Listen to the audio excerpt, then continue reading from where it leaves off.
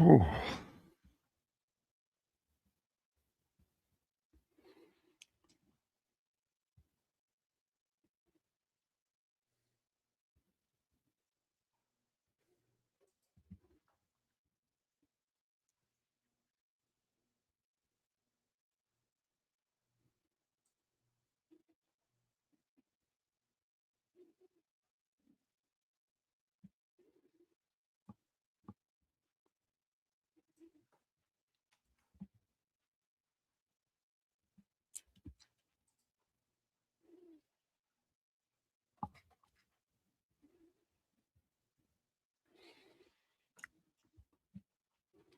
Morning, everybody.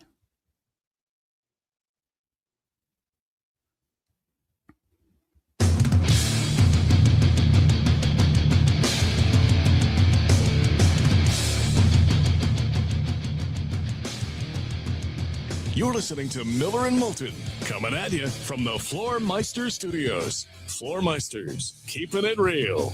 And now, here's Mark Miller and David Moulton.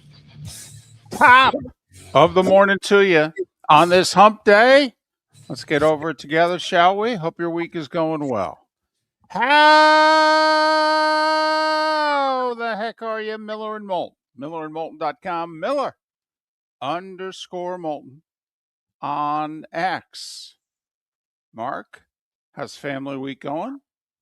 Going well. Family game of Risk yesterday. My daughter loves to play Risk. My son loves to play Risk. My wife hates it. So we played a game of Risk yesterday without the wife here. So we got that in. Hold on, if I may. Did you finish the game of Risk? Yeah. Okay. You act like these take 4 days. It's not Monopoly. I mean, we get it done. I mean, it took, 2-3 hours, whatever it was. Oh, okay. I'm impressed. You did? I did. Okay. I told them I wouldn't gloat after, because this just in, when I win family games, I tend to celebrate in obnoxious ways.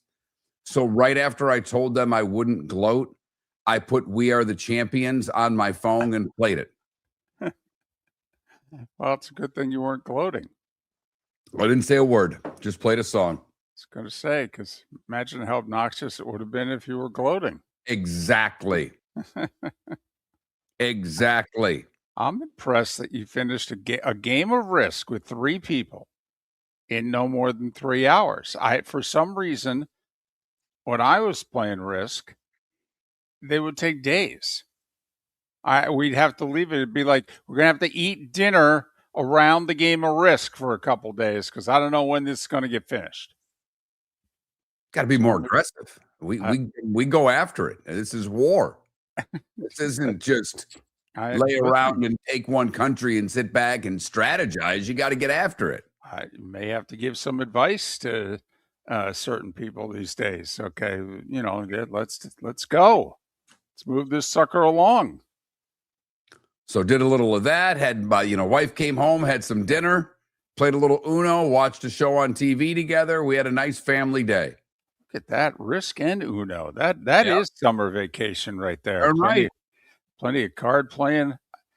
I'm also impressed your soon-to-be teenage daughter likes Risk. I mean, that can be a slow game. She loves it. Wow. And when we play mano a mano, she, for the most part, has housed me. Okay. And when you play with 2 people, starting is kind of key. If you start, you have a clear-cut advantage, and she always gets to go first. Therefore, she wins far more than she loses. Okay. And she's a lucky roller. And I don't mean that like, I'm not saying that disparaging. She tends to roll the dice better than her father. Want to take her to Vegas. Can't wait. I was going to say. Going right to the crap stable, honey. Here you go, honey. You roll. Okay. I'll provide the bankroll.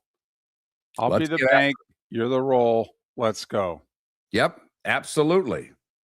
Wife wanted to watch a couple shows. I slipped baseball on the other TV. Watched a little Rays and Yankees. So the Rays evened that series last night. Big win for Tampa to get off the 3-game schneid. When you were watching, did a bunch of Yankees strike out? Oh, yes. That's what they did last night. Well, they did it the night before, too. This is back-to-back games. Well, there are not many franchises in which when you get to say, this has never happened before in franchise history, that it makes you sit up straight in your chair and go, really? But as we've pointed out, they've been playing baseball in the Bronx for a long time. They had never had back-to-back games, Mark, in which they struck out 17 or more times. Well, it's a 2-game record. Yeah, I mean, obviously we strike out far more than we ever did. I mean, I'm not surprised to hear. I mean, when something like that happens and you tell me it's the first time ever, well, right.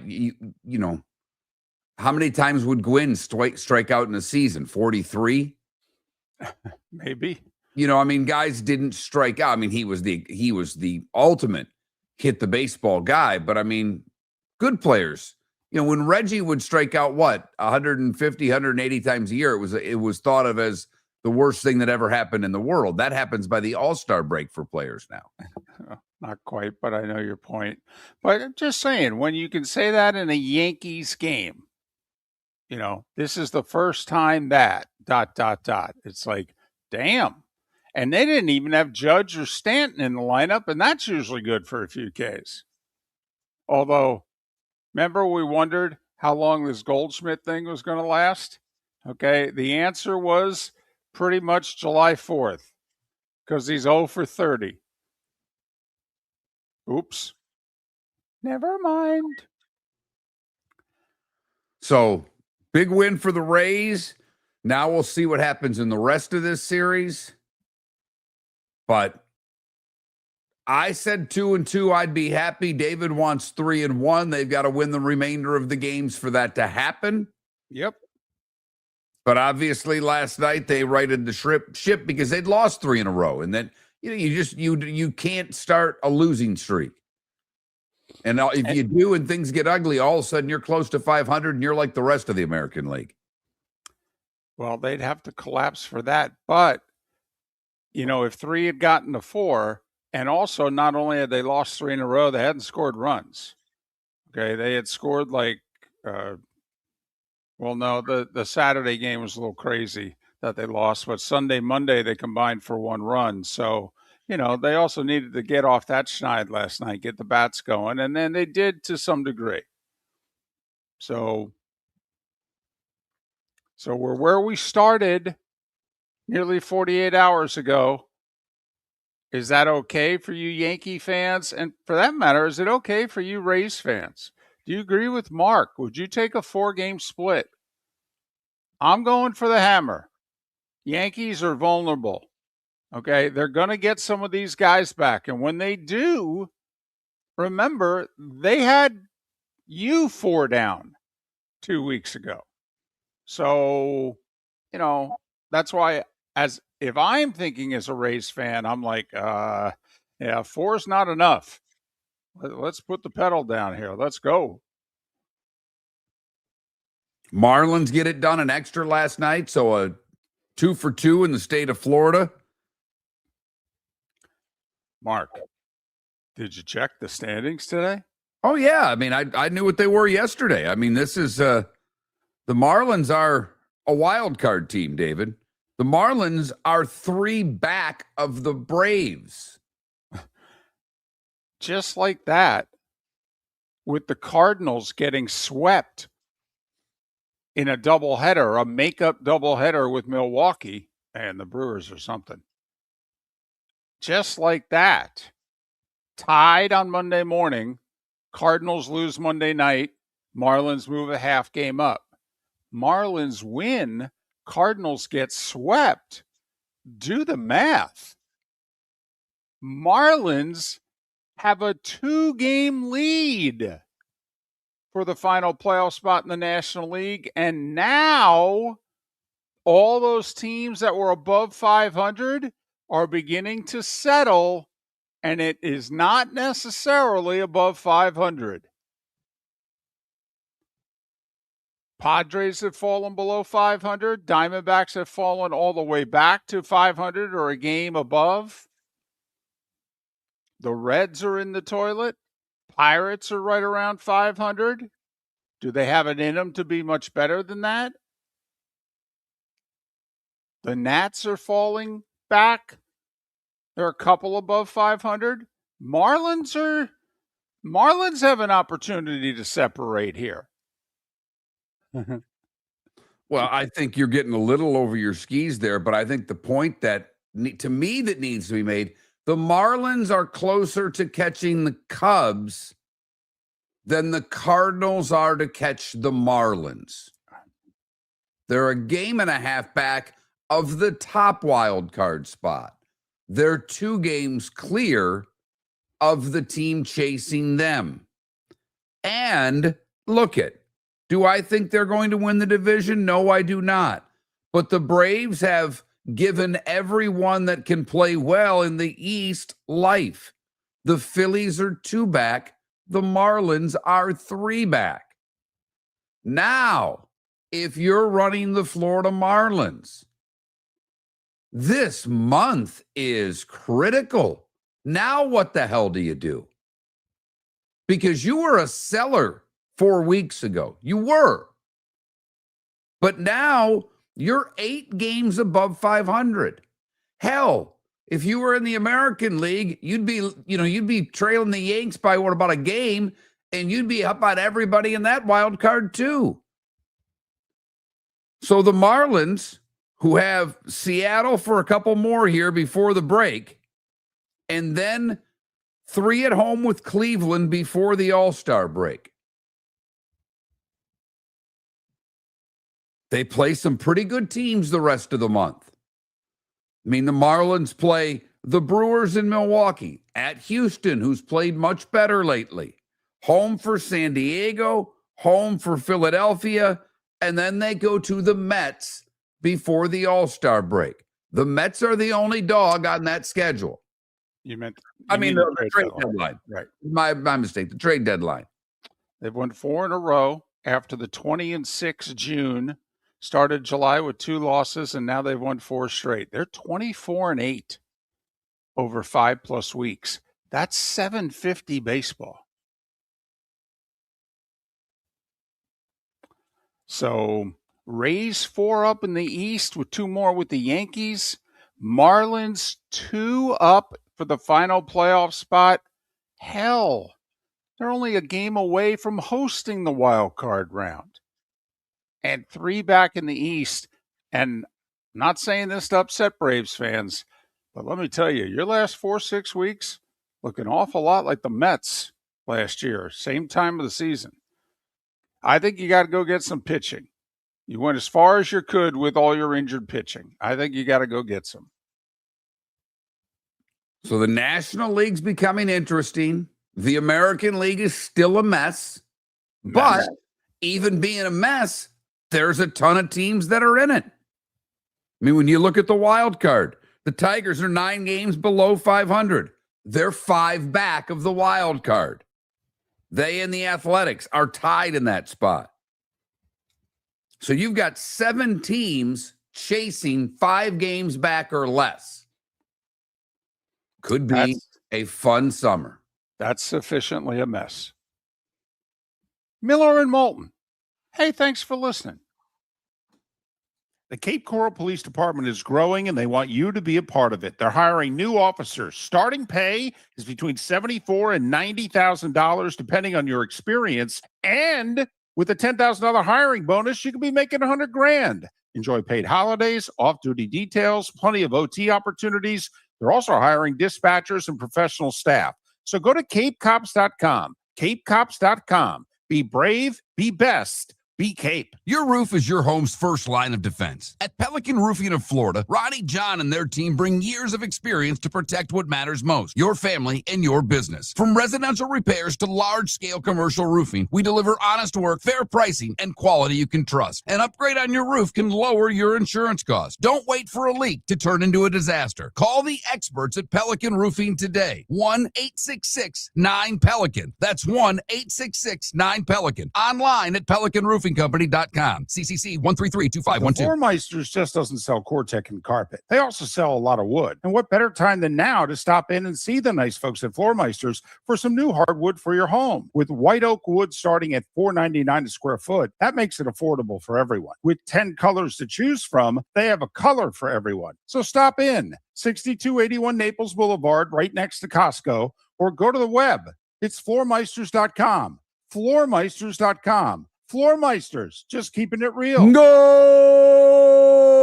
This summer, there's only one place to experience the roar of the World Cup at the British Open Pub in Bonita Springs, your World Cup headquarters, where the team is bringing every match live, full sound on every TV across the patio, with daily food and drink specials from the opening match on June 11th through the final on July 19th. Catch the electric atmosphere for every England and USA match and all the matches in between at the British Open Pub, Bonita Springs, at the shops of Pelican Landing, where the World Cup comes alive. This is Miller and Moulton.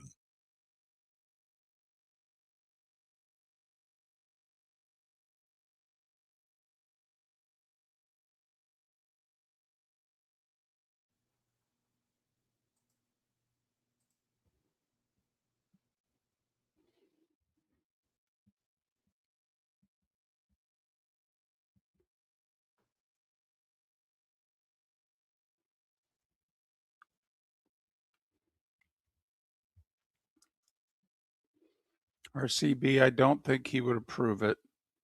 He's a 10-5 guy, so he has to approve all trades. Secondly, he's not healthy. But If Trout goes anywhere, RCB, it's to one of two teams. Phillies, and if it ain't the Phillies, it would be the Yankees.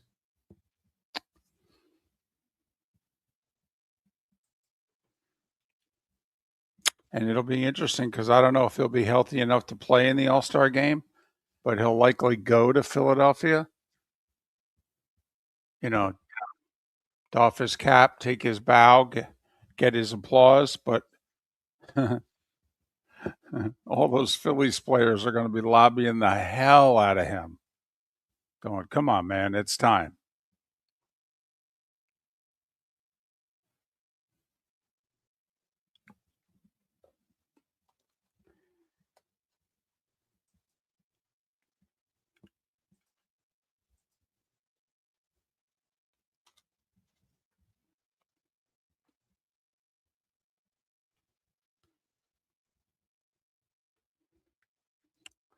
And FIFA, Sonny, and FIFA.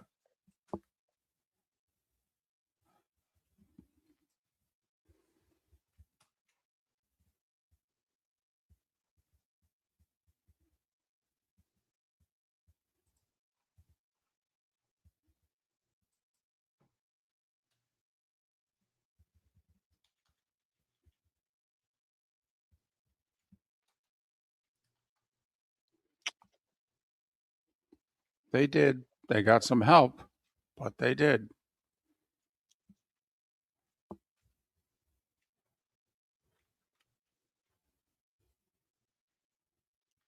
Yeah, but RCB, come on, it's about much more than that. I mean, he hasn't left the Angels because it loves where he's living. He's got a wife and a family. And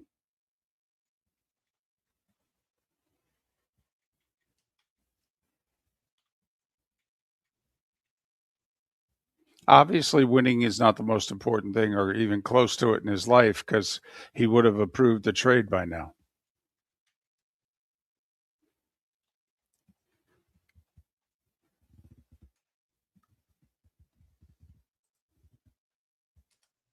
I mean, not only have they not made the playoffs in 12 years, I'm trying to remember when the Angels had really important September games. They've had a few August when they've been around and faded hard. Right. Yeah, to your point, you're right, David. I Because mean, we paid attention because we've kind of, I mean, you know, when they had Ohtani and Trout, you and I were rooting for them to get to the playoffs. of course, wanted to see him. I don't think they've played meaningful September baseball since before COVID.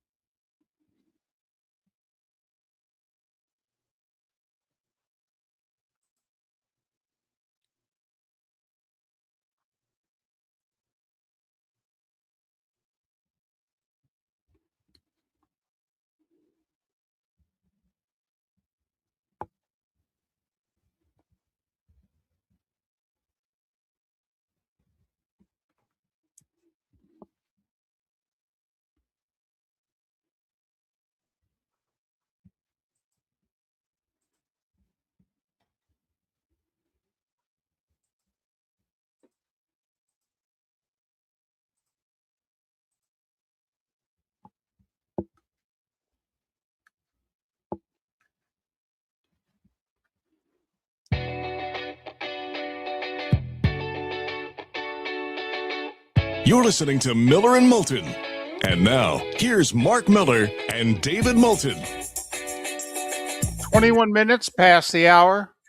Thanks for being with us on this hump day. Miller and Moulton, millerandmoulton.com, Miller_Moulton on X. Since it is a hump day, Seth Everett will join us later on in the show. Mark, I know we swore not to talk about the U.S. men's national team. Then don't. I'm not. But we didn't swear off the rest of the tournament. Not at all. And in fact, both of us said we'd keep watching. I mean, we clearly said we've watched this tournament intently, and we planned on keeping watching. We wondered if our audience would keep watching. That was really our question. And with Messi playing at noon yesterday, can't get any bigger of a star in the sport. And so how many of you watched? And if you did, wow. Mark, we've made the NCAA tournament analogy a few times in the last few weeks, but this reminds me of that number one seed. They're the defending champs, and everybody picked them to have a deep run, and they're having a deep run. But boy, has it been difficult. Woo! Between Cape Verde and Egypt, damn. Getting to this Final Four is going to be hard, although it seems as if they caught a break in the draw now, but whoo! A lot of drama yesterday and some more controversy. The head coach of the Bengals, I mean the Egyptians, he wasn't too happy. No. I mean, and by not too happy, he'd get fined in any league for saying what he said post-match. He might get suspended even. He unloaded. And here's the thing. I'm not sure he was wrong. And he all but came out and said these words. He used synonyms for these words, but he came out after the match and basically said the fix was in. FIFA wanted Argentina to win. Yeah. That's what he said after the match. Yep. And so aren't you a little curious in the next 24 hours if he gets handed anything by FIFA? A fine, a suspension, hell, a written reprimand. He accused you guys of fixing the tournament. I don't know. That might honk me off a little bit if I was someone who worked for FIFA and didn't fix the tournament. But I'm with them. I don't understand why the second goal wasn't a goal and why they didn't. Perhaps they wanted to keep the world champion in the competition. Mm-hmm. Perhaps they wanted Messi to stay in the running. Yeah, perhaps. I want to put it in beautiful words and say hard luck, but we have been treated unfairly. And it has been an injustice. Did I stutter? Is there any vague part of those four sentences? Is there any way to interpret the key words that you just read differently? He said he told the referee during the match that the official seemed to have something to hide. If somebody is trying to hide something, they often fail to hide it. Anyway, when I am finished, I am not going to watch another game of this tournament. That's what he told the ref. Basically, the fix was in for Argentina and Messi. And we got victimized. An injustice. Now, The goal that they took away, it was as ticky-tack of a foul as you could call. He stepped on his foot, but it was without VAR, never in a million years would this come back. Never. But that being said, you can't question what Argentina did late. Nope. Because they had missed a penalty. Messi had missed his second penalty kick of the tournament. It was a very incredible save made by the Egyptian goaltender. And if the goal's in, that sucker's probably over. I don't know. They ended up going up 2-0 anyhow. At the end of the game, Argentina's pressure just overwhelmed them. Yep. But did they get jobbed? Yeah. Yeah, they did. So Argentina's through. They seem to have a pretty easy quarterfinal because after watching that first match, if you watch the second, whoo-wee. So, well, I mean, that game was. If you're saying talent-wise, then either team would have been that way because Tommy Smith yesterday thought Switzerland was one of the dark horses before the tournament started. So I didn't think that I don't think this is a monster upset with them beating Colombia. I don't. Oh, I didn't say that. I just thought the level of play. I don't know. It seemed as if it was varsity, junior varsity, noon to 4:00. I watched Switzerland win and thought, Argentina's going to take care of them. But they're going to pack it in and play defense, and you never know what happens. I mean, in a game when you only have to score once or twice to win, and Switzerland didn't even have to score to win, so anything can happen. Yeah, Argentina's clearly better, no doubt. Better team hasn't always won in this tournament. Nope. And the quarters are set. Day off today. They'll play Thursday, play one Friday, and then they'll play a late afternoon, evening doubleheader on Saturday. And then the semis will be set. And there you go. Then we'll be down to 4 matches. They do play a third place match in the World Cup. So there you have it. Quarters are set in the World Cup. A lot of the big boys are through. 6 of the 8 teams that have advanced are European. Good World Cup for Europe. Now let's see where it goes from here. Boy, no doubt. The semis could be amazing. Could be France, Spain, England, and Argentina. Huh. And they will all be favored to win. In fact, they all are favored. England, the smallest favorite of the 4 at -115. Argentina -140. France -165. Spain -160 for what it's worth. For non-entertainment purposes only. But we get a day off today, like David said, after multiple games every day for a while. Much like the NCAA tournament, now you come up for a breath. And Mark, the only thing that I'll say about the team that we've sworn off for at least 4 years, in a bad game by the team that people were tuning in to watch, by a game that was essentially over with a third of the game still left to be played, 30 million people watched. Imagine if it would have been close or if the U.S. would have had a lead. That might have averaged 33, 34, 35 million. Right. Trust me, people turned it off in the second half. They did. That's just the way that goes. It's good that we found out that no one really cared, though, yesterday. 30 million. Mm-hmm.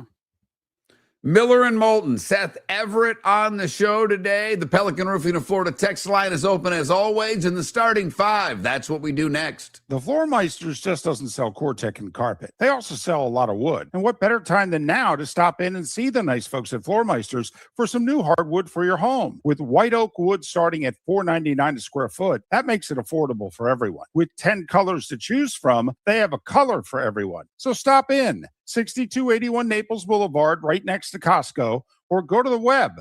It's floormeisters.com.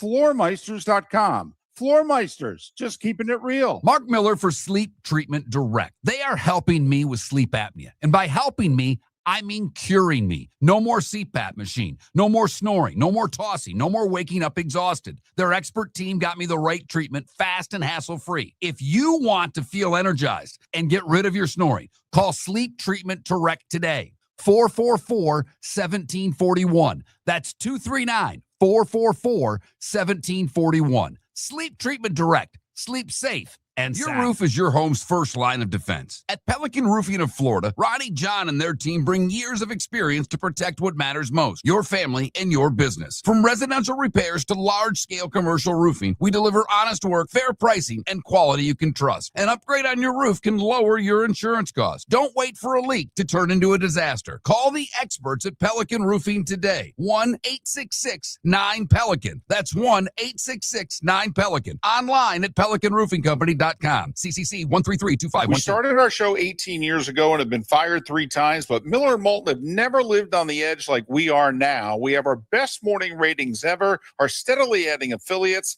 yet we only have a few sponsors. And if that doesn't change, we can't continue. But if you want to advertise on Miller and Moulton, reach out to one of us directly by texting sponsor to 21,000 or contact Mark on X at that Mark Miller or me at the David Moulton. You can save Miller and Moulton and make your business some serious money by texting 21,000 now. This is Miller and Moulton.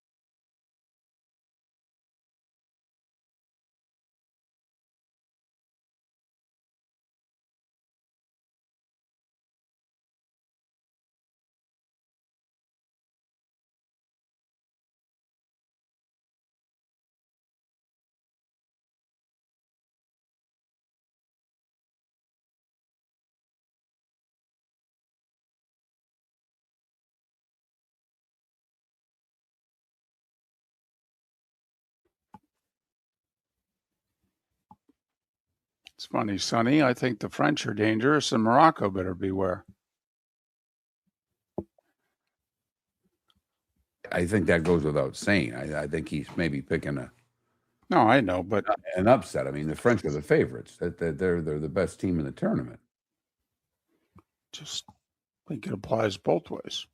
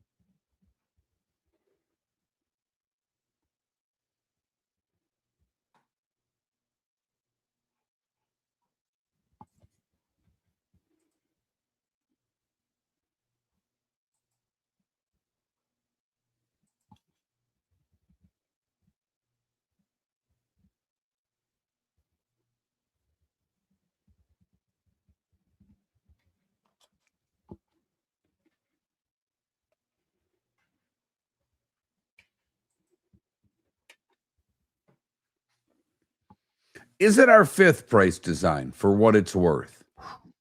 I mean, the World Cup numbers are enormous. So this has been huge. There's no doubt. And maybe just because of that, it is. I mean, if you're doing it by that, it's ahead of hockey. But I don't think it's ahead of hockey. You factor attendance and all the other things in. Is soccer in this country more popular than the PGA Tour? I mean, if we're just putting football as one, which is fine, because if you put football and college football separately, then then we're fighting for 6th. But we'll leave football as one. This could be worthy of a 7 o'clock segment price design. It really could be. Because after all, it's July 8th, and we're just counting down segments until football season now. We got a British Open. We got a trade deadline.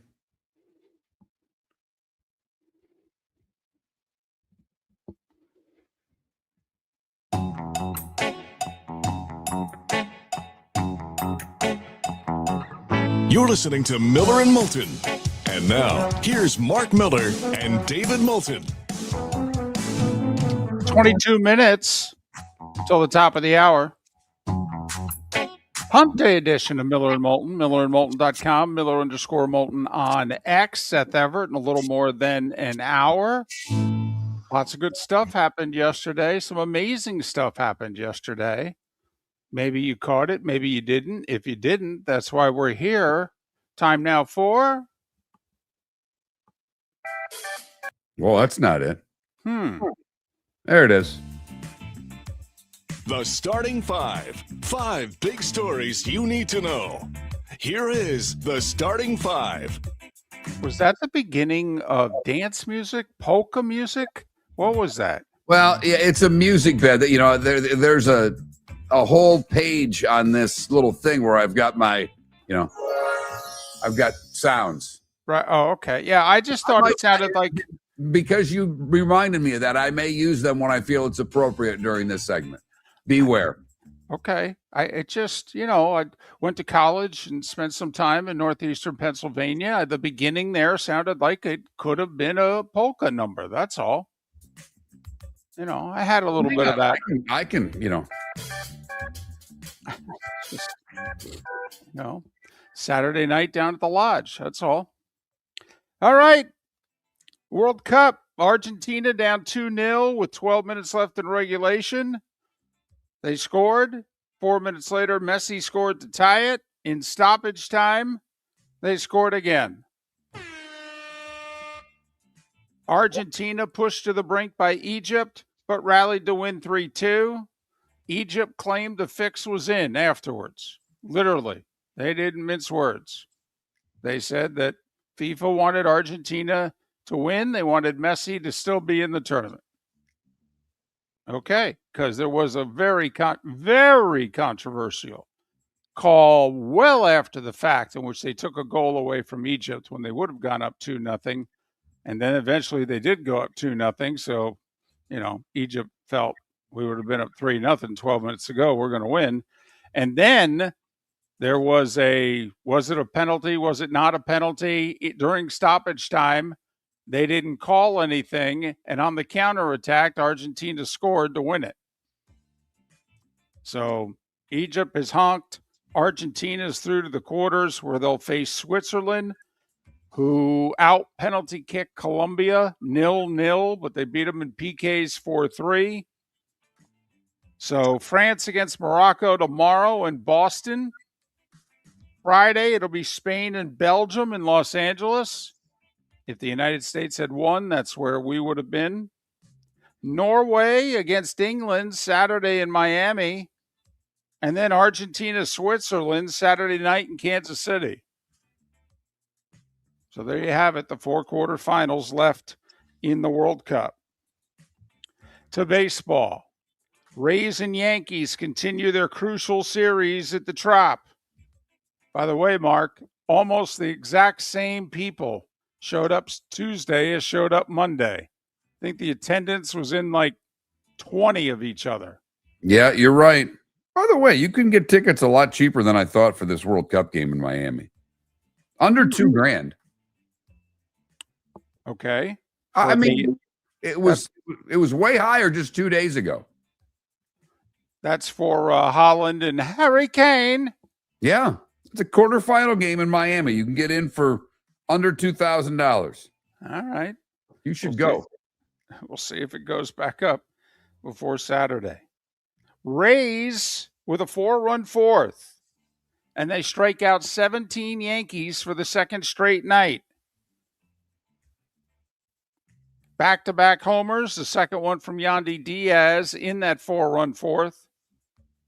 And Tampa Bay beat the Yankees 6-4. Their lead is back to 4, 5 in the loss column against the Bronx Bombers. They play again tonight and then Thursday afternoon. Meanwhile, just as big a story in many ways, the Marlins, winners of 4 in a row. They blew a lead in the 8th, but then they came back to tie it and win it in 10, 6-5. They are 3 back of the Braves for the division lead. And they're 2 up for a wild card spot on the rest of the National League. And the closest team to them is the Cardinals, who got swept yesterday in Milwaukee. Actually, it was in St. Louis. It was a makeup double dip. Brewers won the afternoon game 4-3, and then the nightcap 10-2. 7-run seventh really helped there. Yelich, the hero in the first game. So the Brewers sweep the Cardinals. Big day for the Marlins. They gain a game and a half in the wild card race against St. Louis. Mentioned the Marlins, 3 back of the Braves. Well, it's because the Braves lost in Pittsburgh 12-4. How about the night for Ryan O'Hearn there?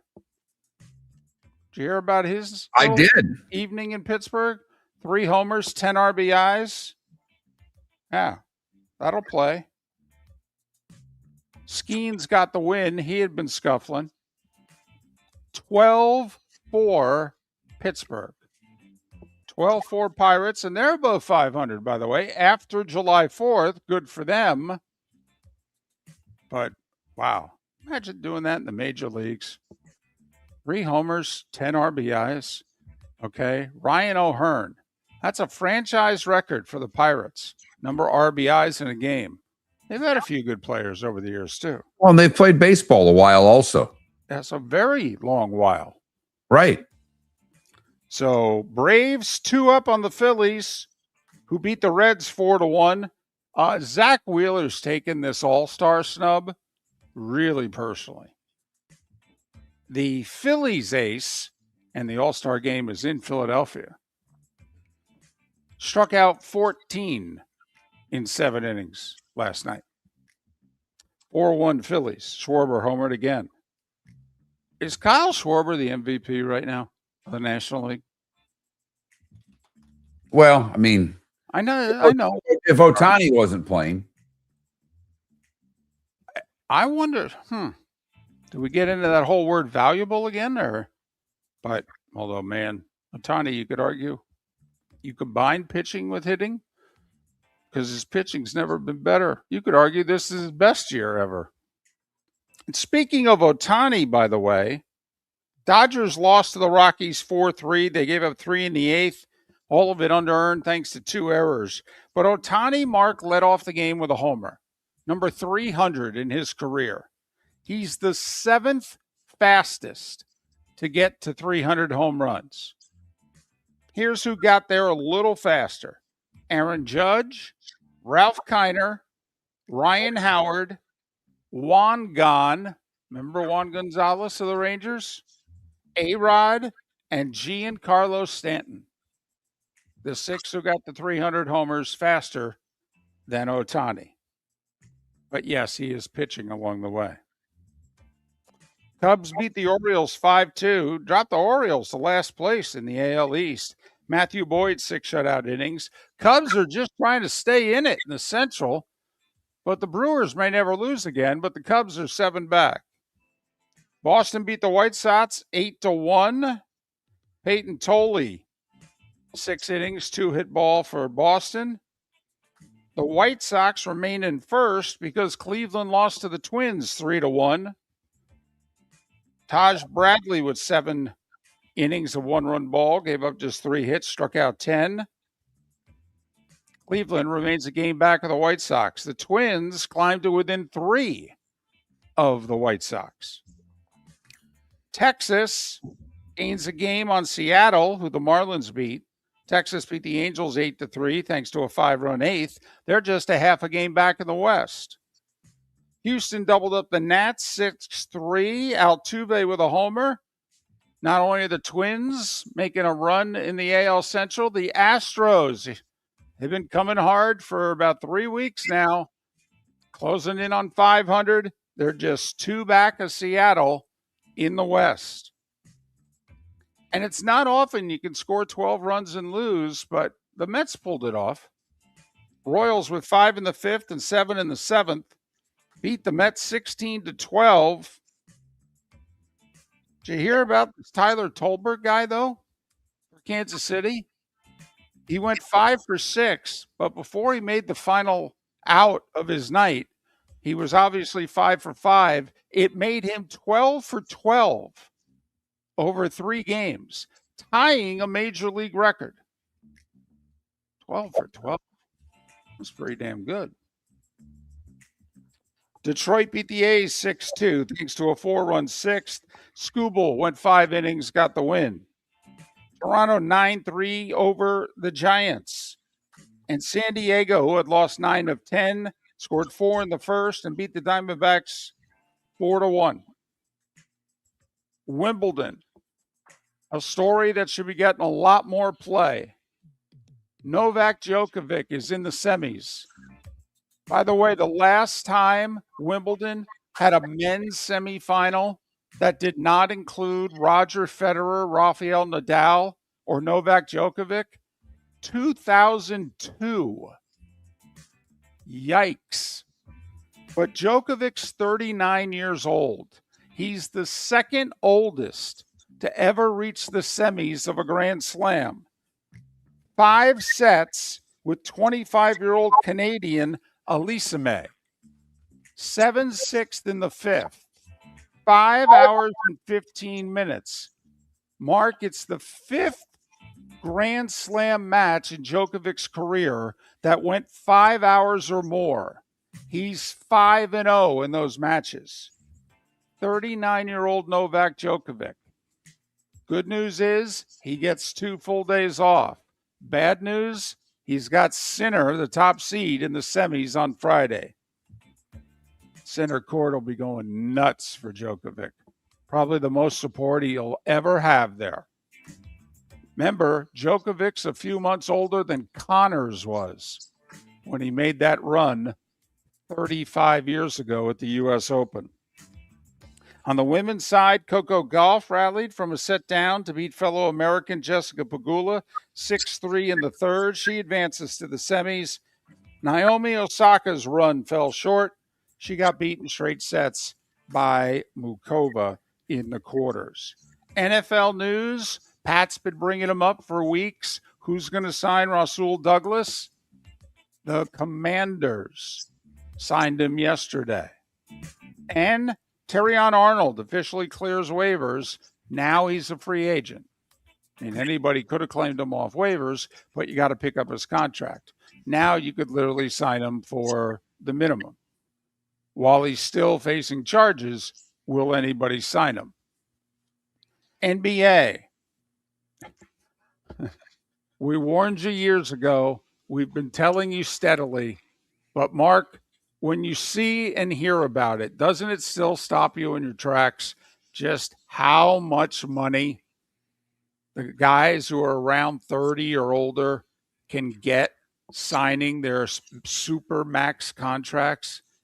Donovan Mitchell was eligible for a 4-year super max extension yesterday. The Cavs offered it. He accepted it. 4 years, $273 million. That's $68.25 million a year. Does he play 68 games a year for those 4 years? Ooh, probably not. I agree. That's a perfect over-under. It's going to be right there, though, because you got to play 65 to be eligible for awards. I know he's been hurt a couple of times, but that's right about there. Load management, everything else. Yeah, that's a good number. That's a good Card Sharks number, David. Which means he'll be making $1 million a game. Yep. And the extension doesn't kick in for another year. Kyle Lowry retired yesterday after a tremendous 20-year career. I don't think a Hall of Fame career, but he was Robin to Kawhi's Batman on the 2019 Raptors in leading them to the NBA title. And his number will be retired, I believe, north of the border. And as we approach 7 minutes before the hour, that was starting five big stories you needed to know here on Miller and Moulton. When we were talking Rays and Marlins, a few folks asked what were the over-unders on those two teams preseason. Now, the services are sometimes a game off, but essentially the Rays were 77.5 and the Marlins were 72, 73.5. That's where the over-unders were. And the Rays obviously have the third best record in baseball, and the Marlins are a playoff team right now. So over certainly looks as if it was the way to go. Miller and Moulton, Seth Everett on the show. We may have a fun little topic when we come back, plus the best number 63s ever to play. Upcoming on Miller and Moulton. Go! This summer, there's only one place to experience the roar of the World Cup at the British Open Pub in Bonita Springs, your World Cup headquarters, where the team is bringing every match live, full sound on every TV across the patio with daily food and drink specials from the opening match on June 11th through the final on July 19th. Catch the electric atmosphere for every England and USA match and all the matches in between at the British Open Pub, Bonita Springs, at the shops of Pelican Landing, where the World Cup comes alive. Your roof is your home's first line of defense. At Pelican Roofing of Florida, Ronnie John and their team bring years of experience to protect what matters most, your family and your business. From residential repairs to large-scale commercial roofing, we deliver honest work, fair pricing, and quality you can trust. An upgrade on your roof can lower your insurance costs. Don't wait for a leak to turn into a disaster. Call the experts at Pelican Roofing today. 1-866-9-PELICAN. That's 1-866-9-PELICAN. Online at pelicanroofingcompany.com. CCC 1332512. Cape Coral Police Department is growing, and they want you to be a part of it. They're hiring new officers. Starting pay is between $74,000 and $90,000, depending on your experience. And with a $10,000 hiring bonus, you could be making $100,000. Enjoy paid holidays, off-duty details, plenty of OT opportunities. They're also hiring dispatchers and professional staff. So go to capecops.com. capecops.com. Be brave, be best. Be Cape. Mark Miller for Sleep Treatment Direct. They are helping me with sleep apnea. And by helping me, I mean curing me. No more CPAP machine. No more snoring. No more tossing. No more waking up exhausted. Their expert team got me the right treatment, fast and hassle-free. If you want to feel energized and get rid of your snoring, call Sleep Treatment Direct today. 444-1741. That's 239-444-1741. Sleep Treatment Direct. Sleep safe and The sound. Floormeisters just doesn't sell Cortec and carpet. They also sell a lot of wood. And what better time than now to stop in and see the nice folks at Floormeisters for some new hardwood for your home. With white oak wood starting at $4.99 a square foot, that makes it affordable for everyone. With 10 colors to choose from, they have a color for everyone. So stop in, 6281 Naples Boulevard, right next to Costco, or go to the web. It's floormeisters.com. Floormeisters.com. Floormeisters, just keeping it real. We started our show 18 years ago and have been fired 3 times, but Miller and Moulton have never lived on the edge like we are now. We have our best morning ratings ever, are steadily adding affiliates, yet we only have a few sponsors. And if that doesn't change, we can't continue. But if you want to advertise on Miller and Moulton, reach out to one of us directly by texting sponsor to 21,000 or contact Mark on X at @MarkMiller or me at @TheDavidMoulton. You can save Miller and Moulton and make your business some serious money by texting 21,000. This is Miller and Moulton.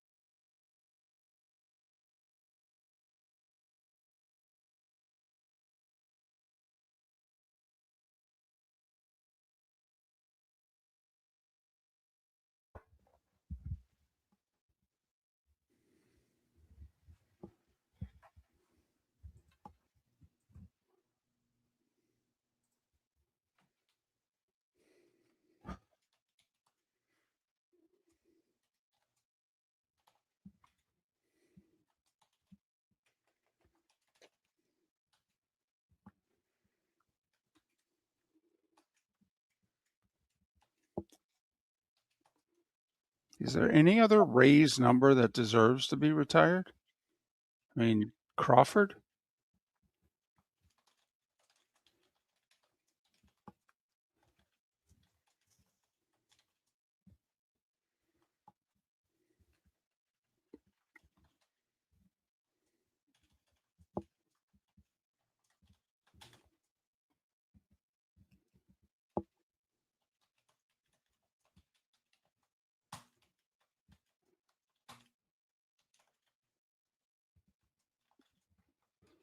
Happy, yes, but there's no way when reducing it to RBI, what are you going to pluralize the R?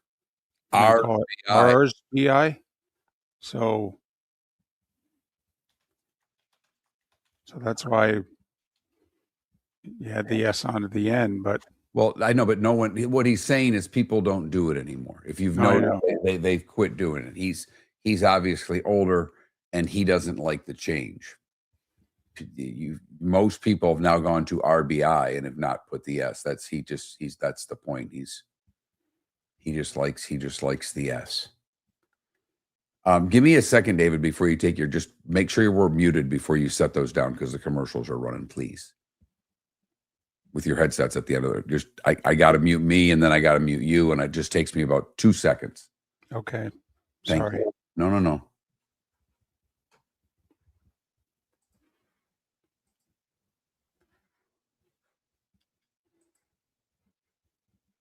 Something that happened about 20 to 30 years ago, I think it was in the 90s. Like if you listen to really old baseball, announcers used to say grand slam home run. And eventually the industry kind of talked amongst itself and realized, well, what is a grand slam? It's a home run with the bases loaded. So there's no reason to say grand slam home run. And happy, that's exactly the point. Baseball people started saying it's not ins, it's runs batted in. So technically it's RBI.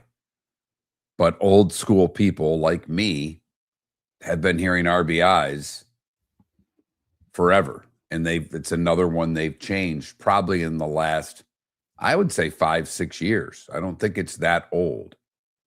I don't either.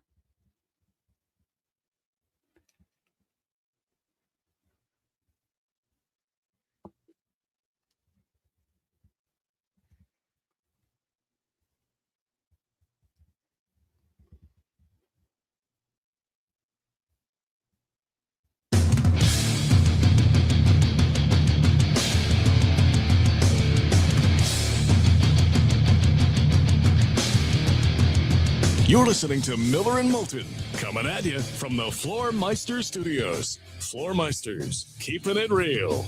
And now, here's Mark Miller and David Moulton.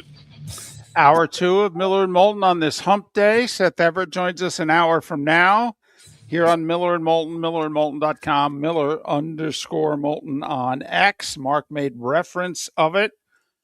Heading to break, the magic numbers. to the beginning of the football seasons.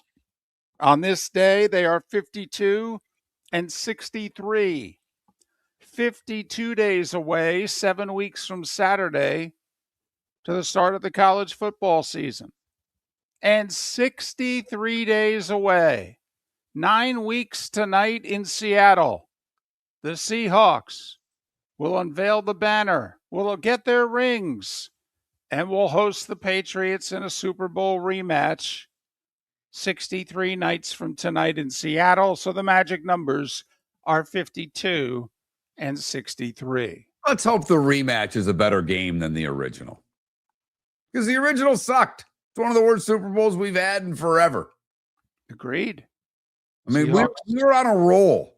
You and I are children of the 70s when we had blowout after blowout. I mean, we had some bad Super Bowls, and I know you can recite them. I can't. All I know is that there were a lot of years that sucker was over by halftime. What did we have, about a 10-year run where if it wasn't Steelers Cowboys, the game was bad? Exactly. And that's why I think I do believe that's why there are so many Steelers and or Cowboy fans that don't hail from Dallas and or Pittsburgh, if you know what I mean. I've told this story forever. My best friend when I was a kid was Terry Carpenter. And TC was a Roger Staubach fan. I liked Bradshaw. He had the Staubach poster. I had the Bradshaw poster. So I guess it's poetic justice that I married a gal from Pittsburgh and I'm now a Steelers season ticket holder. There you go. But, we've been on a roll here of getting terrific Super Bowls seemingly every year. Of the last 15, it seems like we probably had, 11, 12 really good games. So, I think we've had this century. Like, to me, it started right, early in the century with the Patriots upset of the Rams. And then if you take a look at the last 24, 25 Super Bowls, you can count on one hand the duds. Right. And that's amazing. It used to be that it was the AFC and NFC championship games that were the great games. And then we got the dud in the Super Bowl. But I hope that the season begins with a better game than it ended. That's all. I'm not really complaining. We just didn't get a good one this year. It happens. So we had someone say something in the chat room, David. He said, I'm happy with soccer being our 5th most popular sport. And I asked the question, is it? Because if we're going to combine football, college and pro, and just say football, that's obviously the most popular. If you were to separate them, I don't know where college football would rank. No worse than 3rd. Might be second. I think I'd rank it second. I would too, but from talked about standpoint, combined with ratings and attendance and all those things, is the NBA bigger than college football? I think it's really close. Not to us, not to most of our audience. But David, we talk more college football on this show than all the national shows combined. We do. Yes. It's actually one of the first things that attracted us to Colin Cowherd, who I know people have very strong opinions about both ways. But Cowherd was the first national when he replaced Tony Kornheiser in the early 2000s. Cowherd was the first national sportscaster to talk college football on a regular basis. And he said, I'm going to talk college football, and if you don't like it, change the channel. Okay. He doesn't as much anymore. No. He talks to the big boys, and that's about it. Right. He's conformed to the NBA as well. And he always was an NBA fan. He'd be the first one to say it. He spent time in Portland. He got into the Blazers when he talks about where he's been. But that also coincided with he was a USC guy. And, oh, by the way, when he became national, they were great. Right. That helped. So if they become great again, he may talk about it more. But Can I ask a question? Patrick, he doesn't talk college football. No. I mean, what's your criteria for answering this question?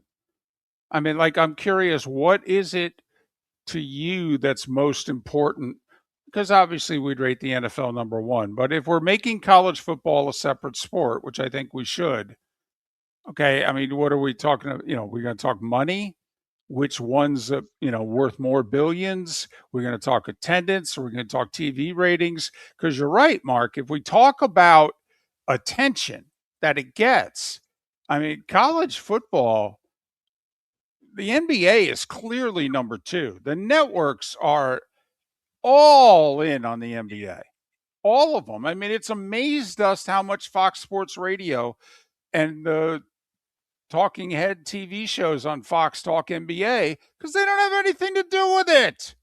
No, but the research has shown, because they try to get what, David? All of those shows are going after what demo? A younger demo. Miller and Moulton do a show for Miller and Moulton. We do. We hope you like it. We try to do things that you want to hear about, and that's why we don't do a lot of NBA. Our audience has told us over the years that you're not interested. Some of you are. I get it. But I think it's a combination of fandom, David. Really and truly, fandom is my criteria, because I do a show for sports fans. I don't do it for the media. Hell, I've been doing this for 20 years, David. I don't think I'm a part of the media. I'm not sitting on press row. I'm not writing stories. No one's coming to me for my opinion on games. I try to entertain our audience for 4 hours every day as best I can. And we do it with the vehicle of sports. So for me, it's number two. Nationwide, I think it might be right behind the NBA. You have to remember, in the Northeast, David, they don't care about college football at all. Well, but they don't care about it out west either, with the exception of USC and that small pocket in Oregon. Okay, Right. That's the other thing. So, you want to pick a part of the country that, like, the West doesn't care about college football, okay, and the Northeast doesn't care about college football. But, this is a hell of a debate. I mean, like, if you had to make the case for NBA number two and I had to make the case for college football number two, I don't know who would win before a jury. Because right.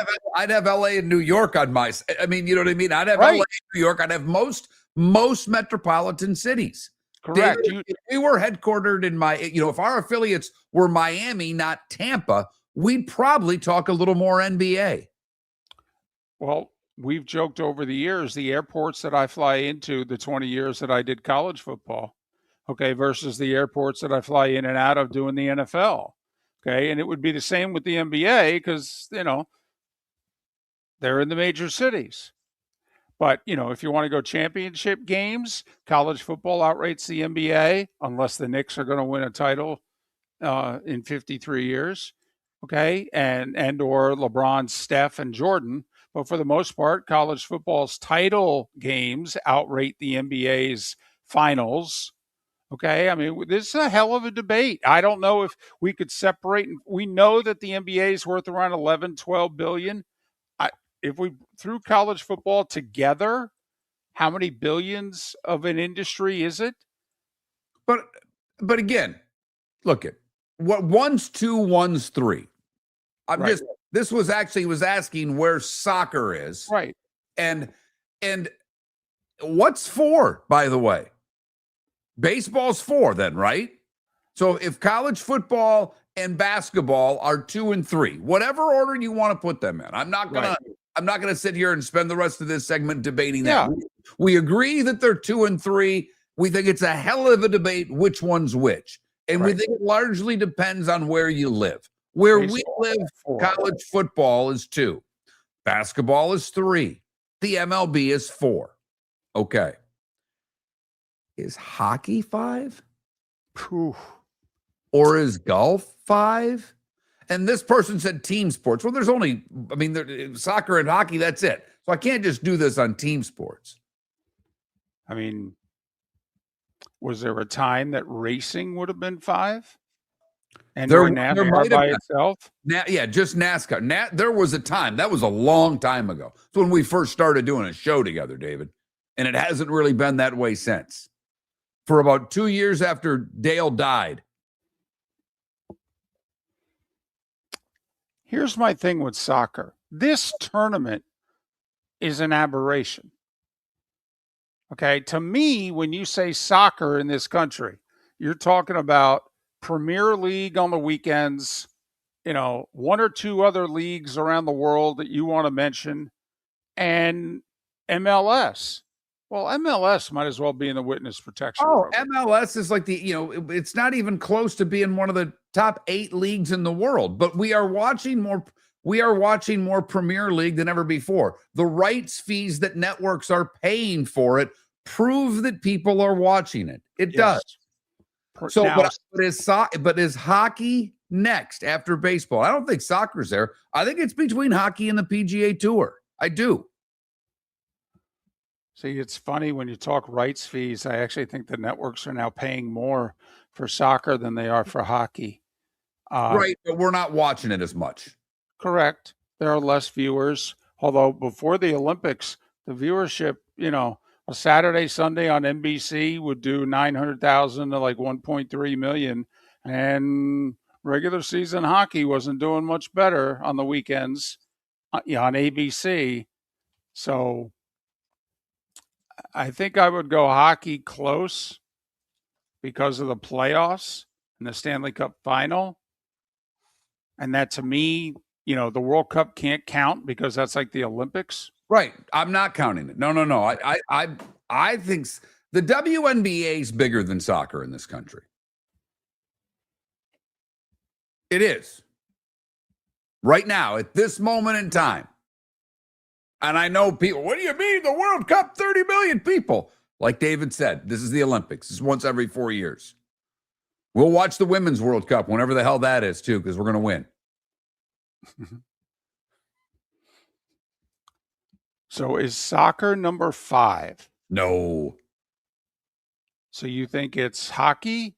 Hockey, PGA Tour, WNBA, all ahead of soccer. Interesting. All ahead of soccer. Interesting. Miller and Moulton, thanks for listening. We started our show 18 years ago and have been fired 3 times, but Miller and Moulton have never lived on the edge like we are now. We have our best morning ratings ever, are steadily adding affiliates, yet we only have a few sponsors. And if that doesn't change, we can't continue. But if you want to advertise on Miller and Moulton, reach out to one of us directly by texting sponsor to 21,000 or contact Mark on X at that Mark Miller or me at the David Moulton. You can save Miller and Moulton and make your business some serious money by texting 21,000 now. No! This summer, there's only one place to experience the roar of the World Cup at the British Open Pub in Bonita Springs, your World Cup headquarters, where the team is bringing every match live, full sound on every TV across the patio with daily food and drink specials from the opening match on June 11th through the final on July 19th. Catch the electric atmosphere for every England and USA match and all the matches in between at the British Open Pub, Bonita Springs, at the shops of Pelican Landing, where the World Cup comes alive. Floormeisters just doesn't sell Cortec and carpet. They also sell a lot of wood. And what better time than now to stop in and see the nice folks at Floormeisters for some new hardwood for your home. With white oak wood starting at $4.99 a square foot, that makes it affordable for everyone. With 10 colors to choose from, they have a color for everyone. So stop in. 6281 Naples Boulevard, right next to Costco, or go to the web. It's floormeisters.com. Floormeisters.com. Floormeisters, just keeping it real. Your roof is your home's first line of defense. At Pelican Roofing of Florida, Ronnie John and their team bring years of experience to protect what matters most, your family and your business. From residential repairs to large-scale commercial roofing, we deliver honest work, fair pricing, and quality you can trust. An upgrade on your roof can lower your insurance costs. Don't wait for a leak to turn into a disaster. Call the experts at Pelican Roofing today. 1-866-9-PELICAN. That's 1-866-9-PELICAN. Online at PelicanRoofingCompany.com. CCC 13325. This is Miller and Moulton.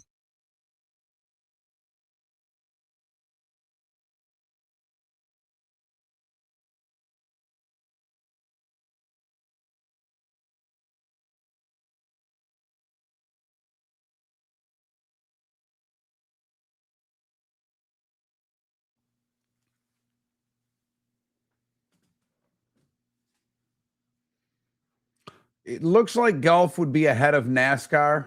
They're both ahead of the NHL in TV ratings. But when you factor in attendance, the NHL is they're doing 98+% capacity for all of their events. NASCAR is not what it was from an attendance standpoint. You can walk up and get tickets now. They don't sell tickets at the rate that they were. College basketball is not number 5. It's not, Sonny. The TV numbers are not there. The tournament is there, Sonny. The tournament. This was one of the best years of college basketball, and they don't do big ratings.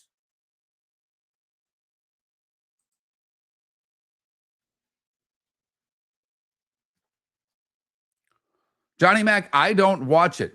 I can tell you right now, I don't watch the WNBA, but it's more popular than professional soccer, not named the World Cup in this country.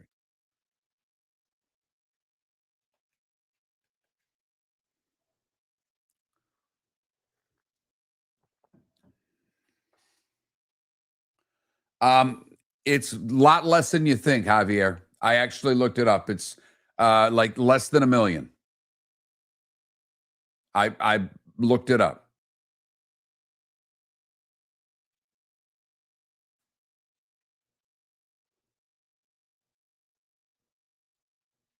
It's not a sport, Mello. The WWE is not a sport. No. Top 10, what it would be 10th, Sonny. Tennis, I mean, think about it. The networks have dumped the sport. It's a cable-only sport now. Whereas the networks are jumping into the NHL, the WNBA, NASCAR. MMA is pretty fringe, Enzo. It's a pay-per-view sport. And Enzo, I get what you're saying. Some of my friends, I'm guessing you're my age or a little older. When we're talking about, when you guys get mad at the NBA, I'm talking about all of the sports fans. Like Felipe and Trent, our young guys that used to be part of the show, watch the NBA before the NFL. That's their favorite sport.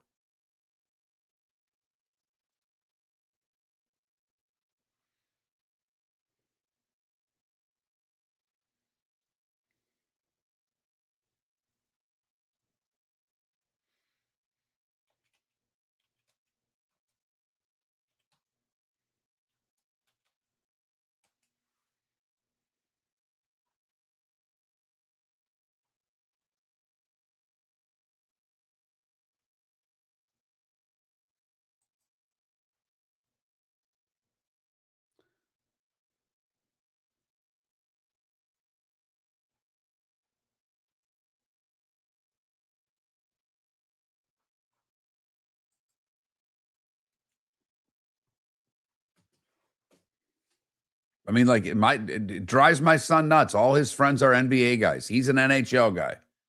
He doesn't watch the NFL either.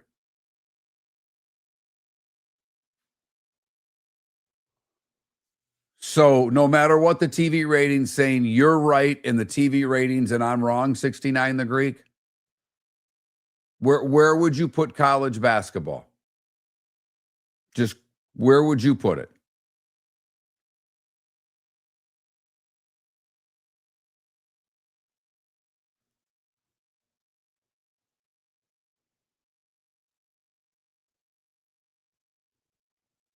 The big 3 basketball. What? Oh boy. You guys are just reaching. All of those things have their own little niche, but they're not.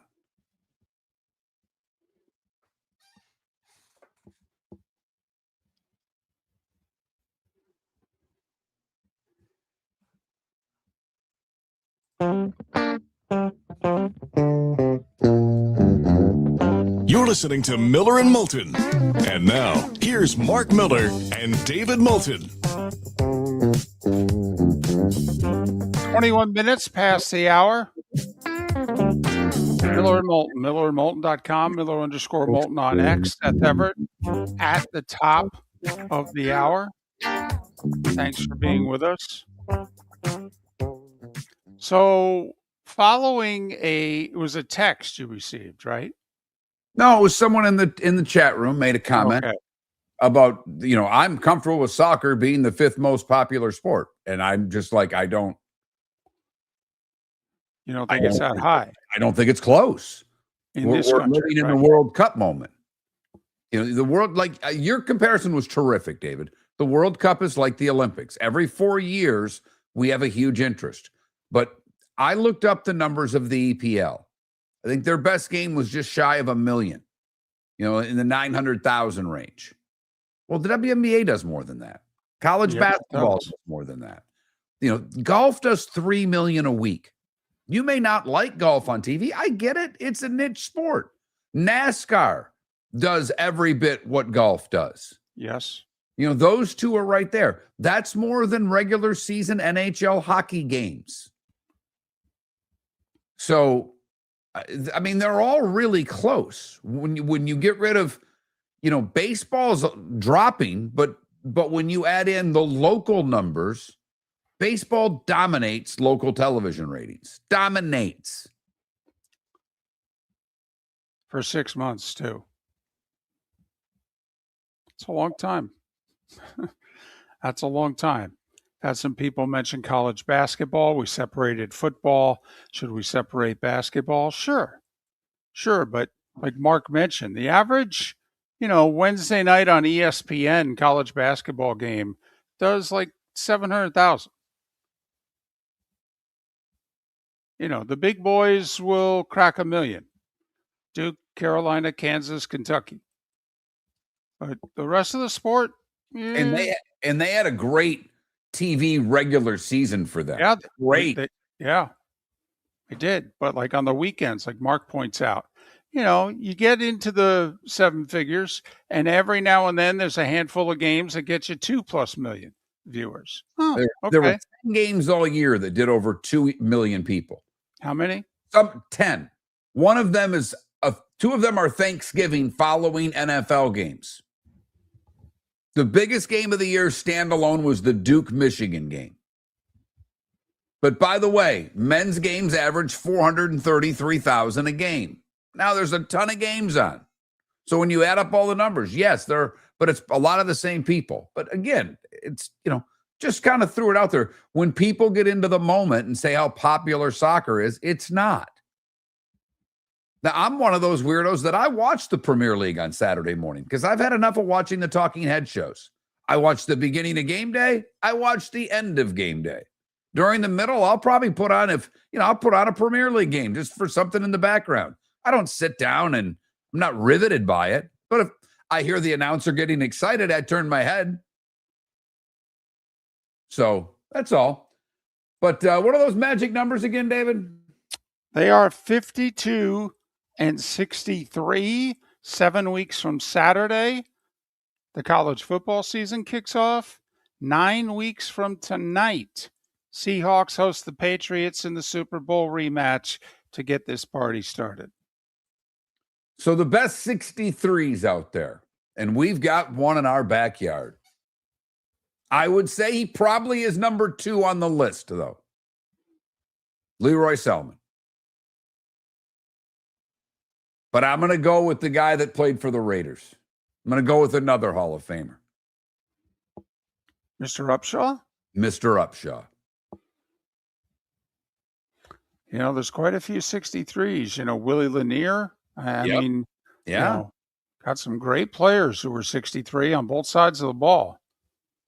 David, you have a quarterback that wore 63 back in the day. Yeah, I'm going Y.A. Tittle, baby. There we go. Imani Dawson wore 63 for the Steelers. Jeff Saturday, the great NFL coach, wore it for the Colts. Nice. That is outstanding because as you're going through that, I'm thinking he wasn't a great player. He was and then you said, coach, well done. Well done. Having a little fun there. Well, that what I like about this exercise, besides the fact that, I'm a goober and geek and get into all this stuff, is it makes you jog your memory as to, hey, what number was so-and-so? because we're in the 70s, 60s, 50s conversation. It's like, hey, wait a minute. Like there's a guy who chats in a lot and he knows a lot about a lot of things and he has an opinion on everything, but he said Mike Webster was 63. Yeah. No. Now, Mike Webster was 52, but gotcha. Can I give you an Oiler, David? A Houston Oiler? Elvin Bethea? Mike Munchak. Oh, wow. Yeah.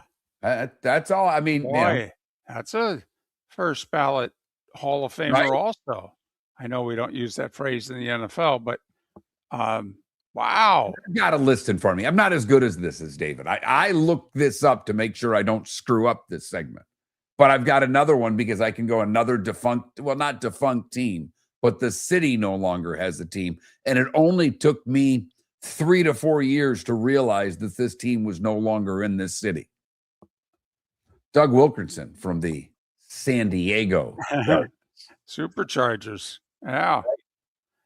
Is there a 63 in hockey or basketball at all? I'm glad you asked, David. Yes, there is. There's a very popular, menacing 63 in the game of hockey. He plays across the alley. He's won a cup with a couple of teams. He's also known as the Rat.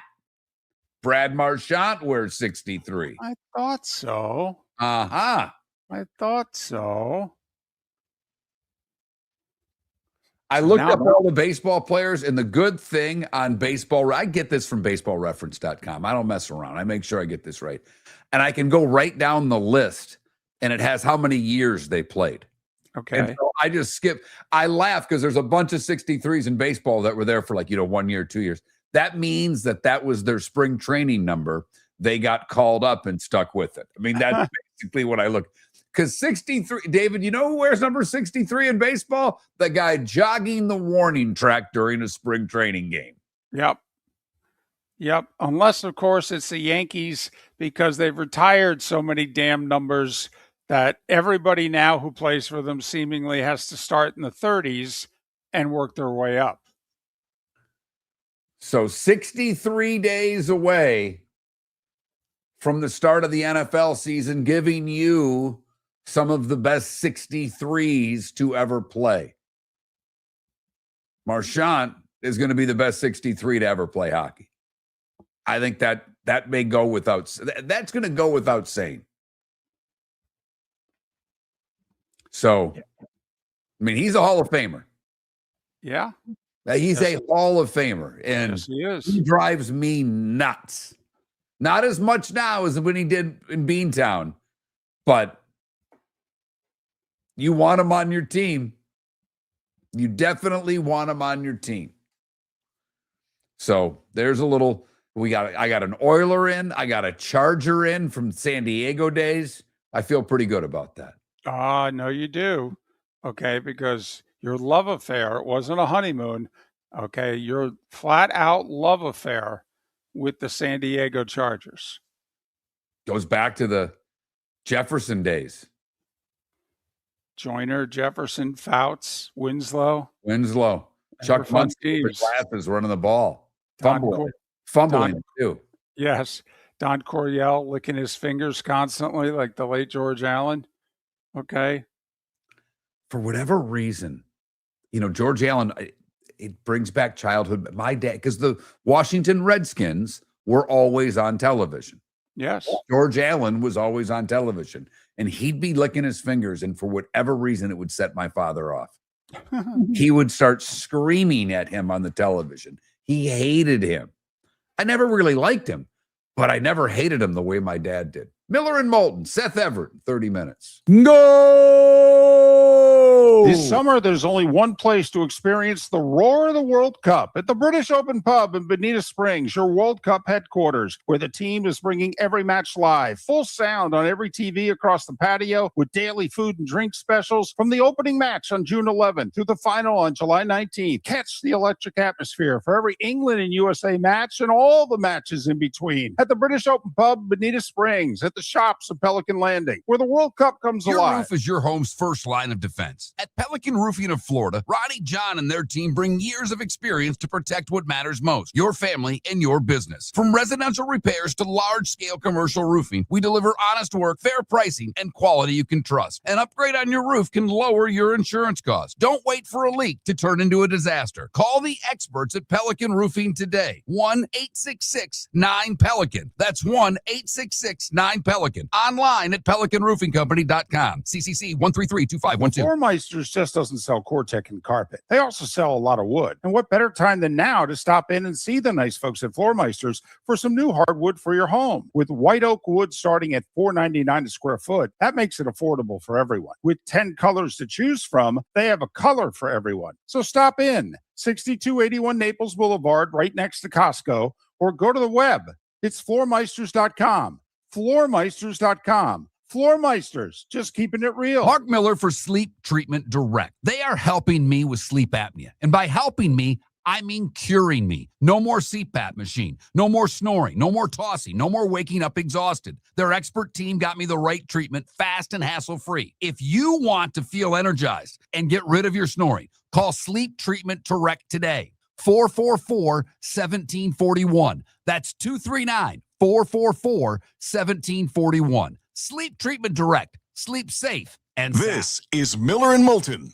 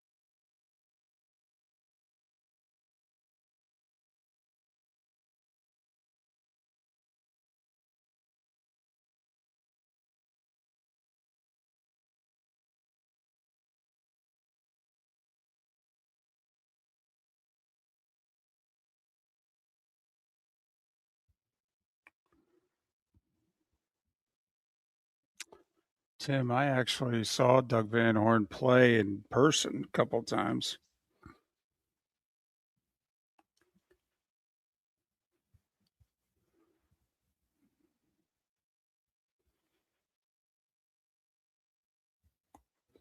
Yeah, Selman was a great dude, RCB. Came on our show regularly. Was such a nice man. Such a gentle person for someone that big. What a sincere gentleman. Sonny, blocked? Seriously? Come on now. I've blocked one person because they attacked my child.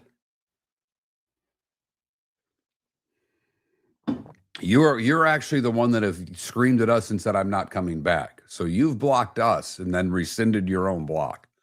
We've never blocked you.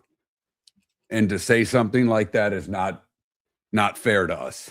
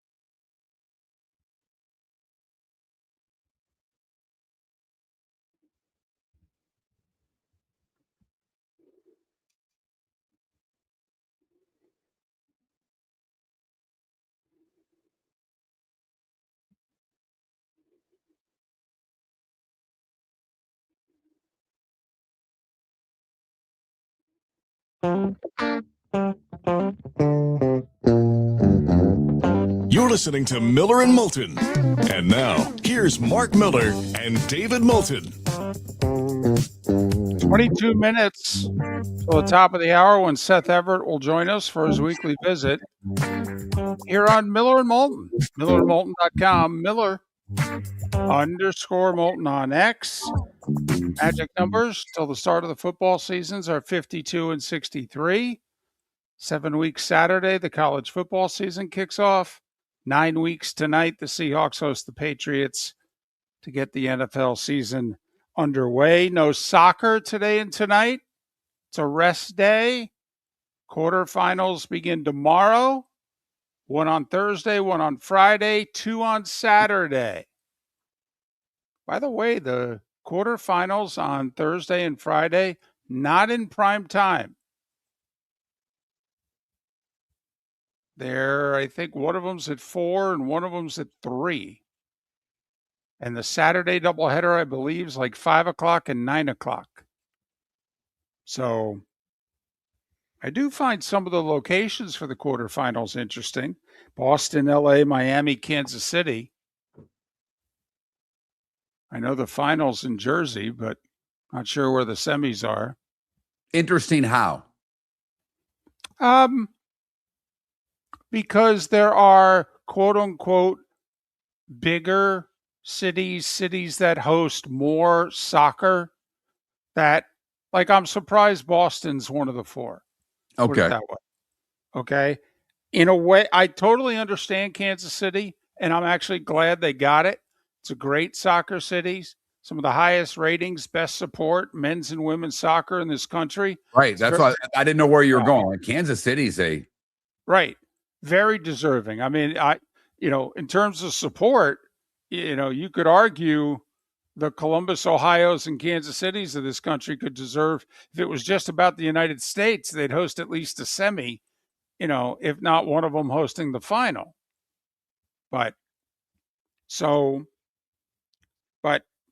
And if the U.S. had won, what would have been interesting to Mark and I is that the United States would have stayed out west because Belgium is in L.A.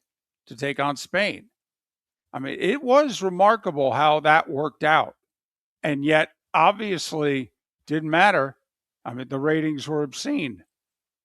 But, which also shows that you can start games and matches on the West Coast, at West Coast time, a little earlier.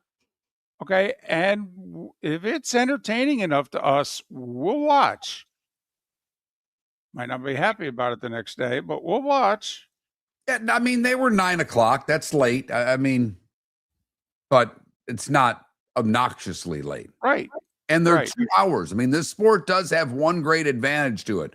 It's 2 hours. We know that going in. And yes, I understand that we can have extra time and penalty kicks, but by and large, it's a 2-hour window. Right.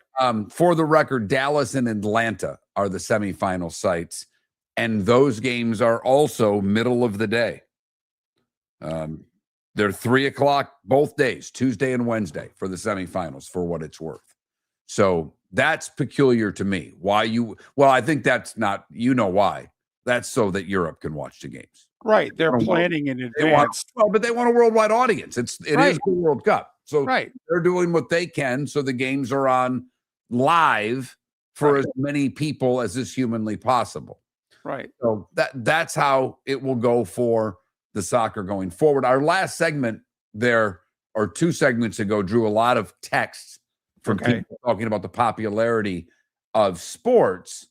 And, one person talked, the bar he goes to, they put on the TVs what people want. Outside of the World Cup, soccer's never on. This person says the demographics of America are changing rapidly. You're seeing the popularity of soccer change with it. I look at not yet. I would ask that person, how long before you think soccer overtakes NASCAR, golf, and even hockey? Take the World Cup out of it. Hockey's not a popular sport, but at 9 a.m. when the USA played Canada, 20 million people were watching. If that game would have been played in the middle of the day, you can put another 50% on that number. It was 9 a.m. But we don't watch hockey. Hockey benefited greatly after the gold medal win by the U.S. for the rest of the regular season and the playoffs. We'll see if it goes on from there. I wouldn't bet on it. We've talked about this over the last couple of weeks. There was another development yesterday about this story, which is this is Fox's last World Cup contractually. They're going to bid significantly to keep the Men's World Cup. They're putting the 2030 and 2034 World Cups up for bid. And Mark, you've been talking about, so 2030 is what, Spain, Portugal? Spain, Morocco, Portugal. And 2034 is Saudi Arabia, right? I think it's in the Middle East. Yeah. So yesterday, FIFA came out and basically said, yeah, we've heard from Netflix, we've heard from Disney, and we've heard from YouTube that they're like, listen, we're all in. We want this. And that's why I believe this will be the last soccer on Fox, maybe forever, at least men's soccer. But I think one of those streamers, didn't they buy the Women's World Cup? I don't know if it begins next year with the 2027 Women's World Cup, but I thought one of the streamers purchased the future rights to the women's soccer around the world in the World Cup. So which would you prefer going forward? Big fans of this tournament and the sport. ESPN, Netflix, or YouTube? Netflix has the next Women's World Cup. The next 2, actually. Okay. I'll be curious because, like, right now, I dumped Netflix. I've realized I wasn't really watching anything on it. I'm watching a few shows on streaming. I'm not watching anything on Netflix. When I was up at the Hope Lodge in Tampa, my wife and I were watching some stand-up here and there. And when the NFL starts, I might get it back. I haven't missed it. I can tell you this. I wouldn't pay Netflix for the Women's World Cup. I would pay Netflix for the Men's World Cup. But if you've listened to me, I'm not, David might. I'm not a big, gigantic fan of women's sports. Not against women's sports. They're just not something that's on my radar. I'm aware of who's good. I'm aware of what sports are big. I liked Caitlin Clark at Iowa. I don't find myself watching her with the Indiana Fever. I did for a moment in time when she first got in the league. I've not watched 1 second of her this year. Not a second. Am I flawed for that? Okay, you can say so, but that's my choice. That's what I choose to watch.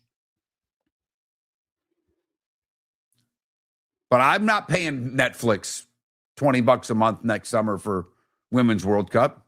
No chance. But just letting you know, if you like or don't like Fox's coverage, the next week and a half is likely it for Fox, because the thought is they have the least amount of money of all these media entities. Obviously, Netflix and YouTube are streamers who has more money than them, and about the only, quote, network that could seriously compete, since they do their own streaming and other stuff, is Disney. So now the one thing is that the games might appear on Netflix or YouTube or what have you, but I have a feeling that a lot of these announcers, not all of them, but a lot of them that you've been hearing, you're going to hear on these streamers too, because who are they going to hire? Now, they'll have plenty of time. I will say they'll have plenty of time to hire the next generation of announcers. And since if they get the rights, they know they'll have 2 World Cups. They can, hire a group of announcers and know that they've got time with them. It's not just one and done. Yeah, and look, I think the studio show's been terrific. Terrific. Enjoy watching the 3 of them when Lawless isn't part of it. You and I are different on this. This is, I will say, I have kind of gravitated towards where Seth is.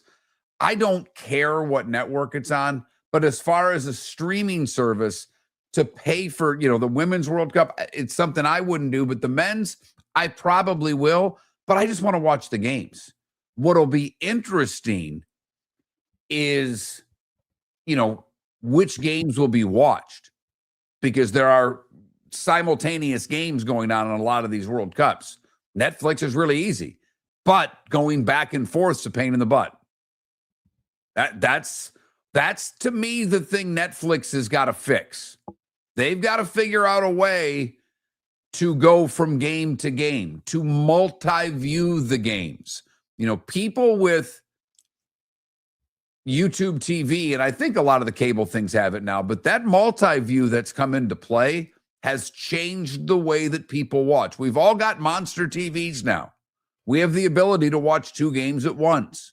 So those are the technical issues to me that the streaming services have to get right when they start doing events like this.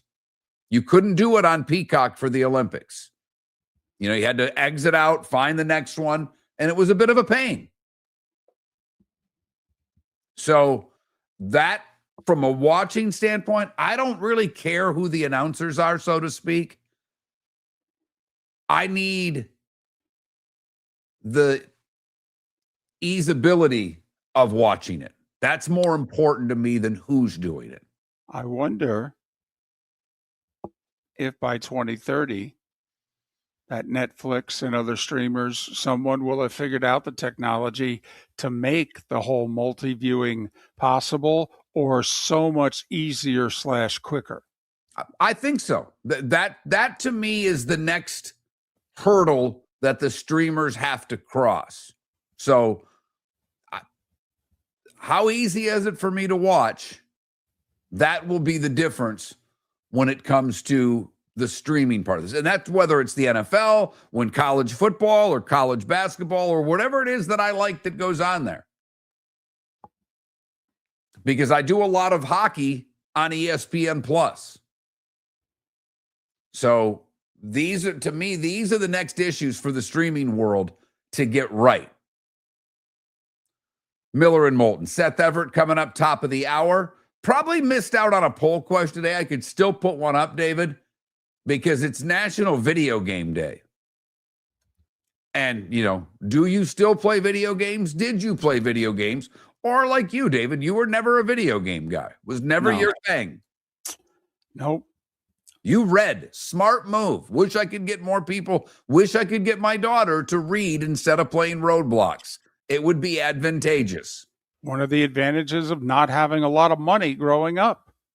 couldn't afford the whole bit now. And also I'm older, video games were just Right. appearing on the scene. I mean, had Mark. I had neighbors that were your age. They were playing in television and early Atari. I mean, it did exist. Mark, early Atari. I mean, I challenge any of the video games of today to be better and more riveting than the Atari two big. basketball? No. Oh, you're going Pong. Boop, boop, boop, boop. And then, oh my goodness, to try to ratchet up the speed a couple notches. Oh, that's just showstopper. I challenge any video games of today or yesteryear to beat Pong. And that's about what I had, Mark. And David, that was it. The other thing was we called it a ball in Pong that you went back and forth. It was square. Right. I mean, when you look at and I still like video games. And when my son was younger, we would play PlayStation hockey. And the graphics kept getting better and better and better to the point where, if you just glanced quickly, you're like, is that a game? Oh, it's a video game. I mean, they were that good. To go from Pong with two straight lines in a square dot moving across the screen. Yeah. Oh, yeah. But no, Mark, my idea of video games was once a week saving up some money and taking a roll of quarters and heading to the mall. And it's Pac-Man time, baby. Let's go. Let's go. Did you like Ms. Pac-Man? Not nearly as much. Miller and Moulton. Tougher game. It really was. Pac-Man, you get the formula down. You could go for a while. Seth Everett next.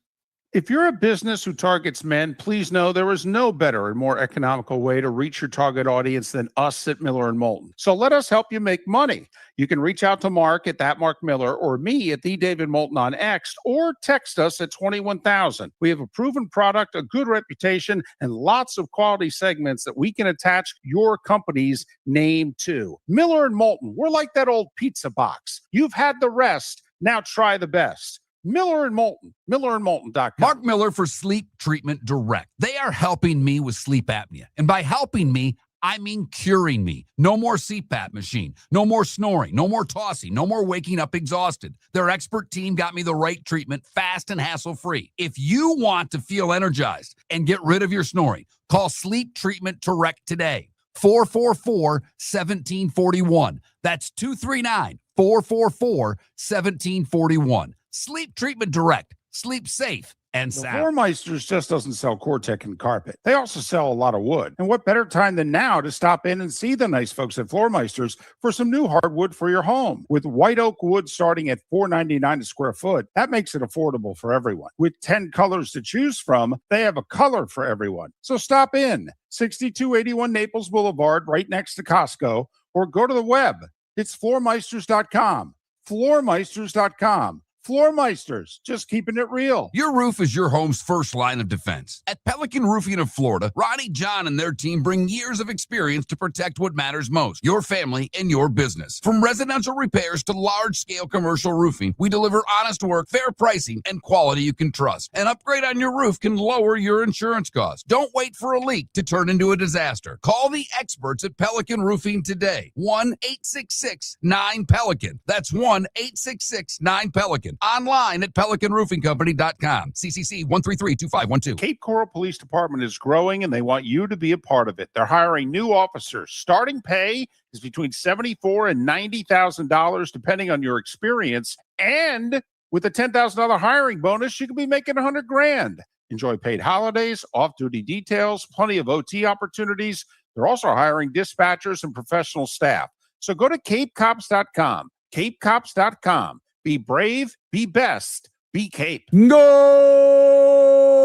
Oh, This summer, there's only one place to experience the roar of the World Cup at the British Open Pub in Bonita Springs, your World Cup headquarters, where the team is bringing every match live, full sound on every TV across the patio, with daily food and drink specials from the opening match on June 11th through the final on July 19th. Catch the electric atmosphere for every England and USA match and all the matches in between at the British Open Pub, Bonita Springs, at the shops of Pelican Landing, where the World Cup comes alive. This is Miller and Moulton.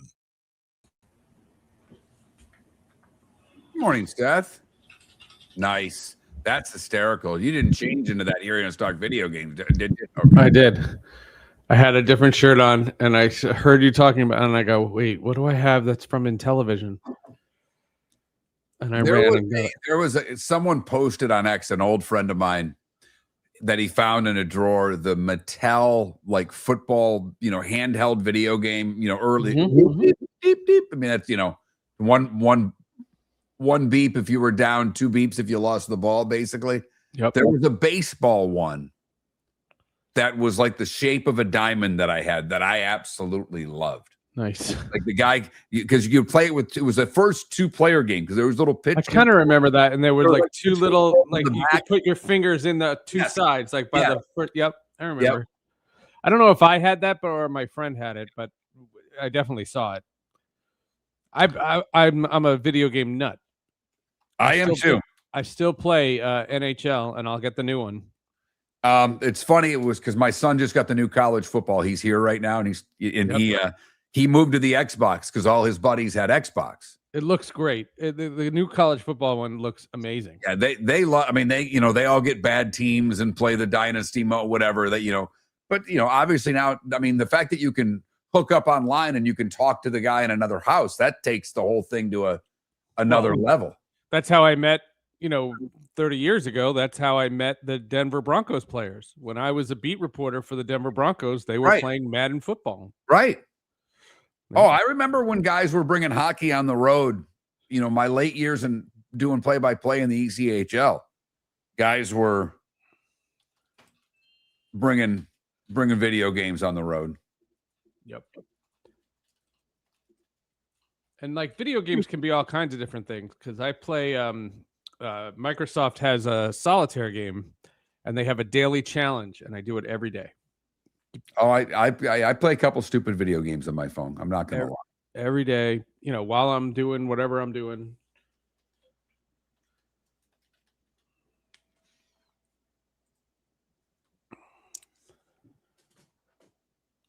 My kids are going to Saratoga through Sunday. Really? So I have a nice little break. Taking in the horse races? A horse show. Well, she's going for a horse show, but they're making a vacation out of it. Excellent. Did you ever hook up with my wife's friend there? Have you sent an email yet? And I sent her a message. I don't think I've heard back. All right. Because my wife is heading up that way this weekend. They are going to the Garden, not the God. It's awful. They're going to MSG to see Bon Jovi, as embarrassing as that is for me. A bunch of people in my building are going. Yeah, my wife's very excited. She loves Bon Jovi. But her friend bought her the ticket for her birthday. And my wife's friend doesn't really like Bon Jovi. That's a good friend to buy your best friend a ticket for a concert of someone you really don't like. We don't have time in this segment, but if you ever want to have a conversation about the Bon Jovi documentary as sports anchors, you guys would be infuriated by the documentary. I thought I've seen it. I think I've watched it. Is the whole thing where his voice is going out? Is that the same? Yeah, I've watched it with my wife. Yeah. So we talk for hours about never telling an athlete to retire, but the guy is going through surgeries just to perform. He doesn't need the surgeries if he just wants to live a normal life. Right? Yeah. Walk away, John. Yeah.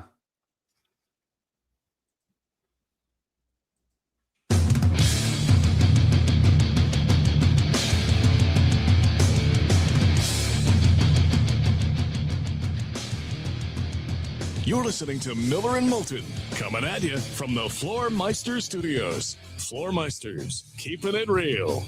And now, here's Mark Miller and David Moulton. It's that day and time where Seth Everett joins us as we get over the hump together on Miller and Moulton, millerandmoulton.com, Miller_Moulton on X. Seth, who's been joining us on Twitch and StreamYard and YouTube for many a year. And so usually we will comment because he wears comic, concert, sports themed attire from the waist up. And so the first thing we have to do for those that are not watching on Twitch or YouTube is to let everybody know, Seth, besides welcome to the show. So what is the attire this hump day? It is an Intellivision retro T-shirt of the old Intellivision baseball game that we played in the 1980s. And I literally was listening to your show, heard you guys talking about it, and ran back into the closet to find this T-shirt. Huh. That was one of the best video games ever. The best. Except It you was couldn't hit very a fly hard. ball. You could ground out to left field.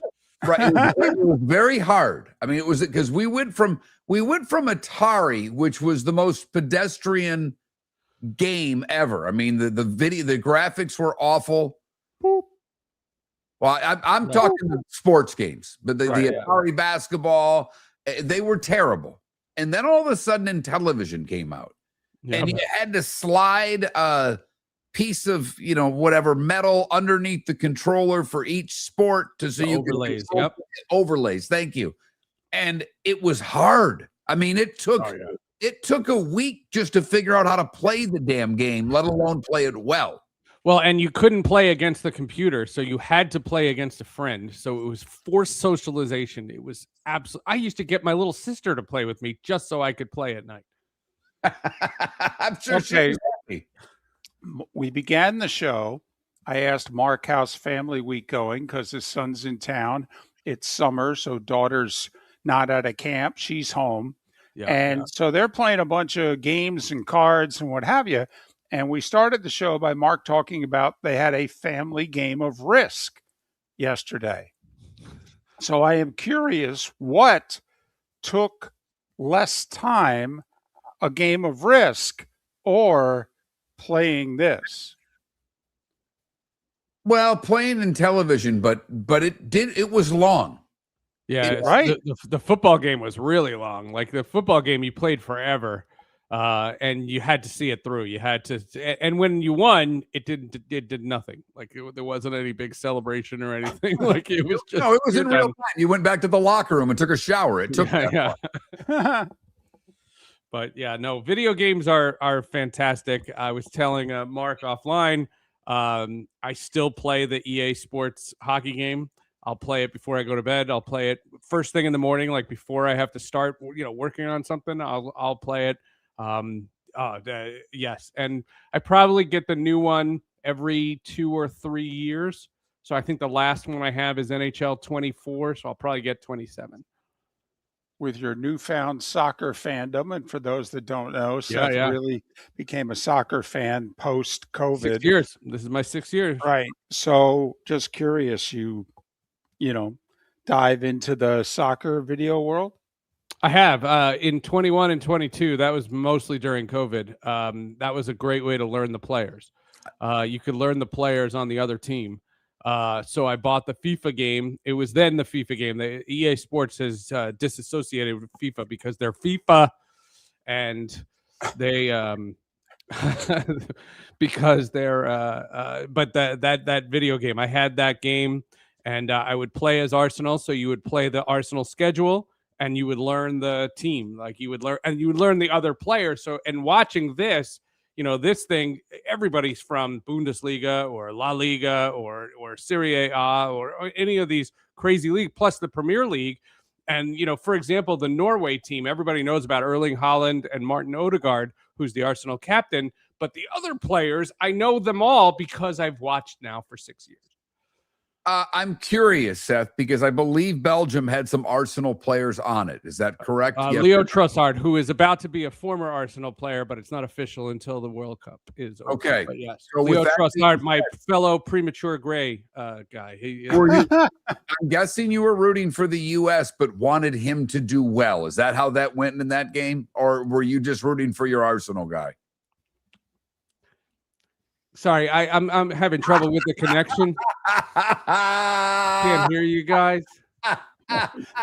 All of a sudden, you're doing the cable hit, and you're just staring into the monitor, and eventually you're going to point to your ear and go, "I've lost them."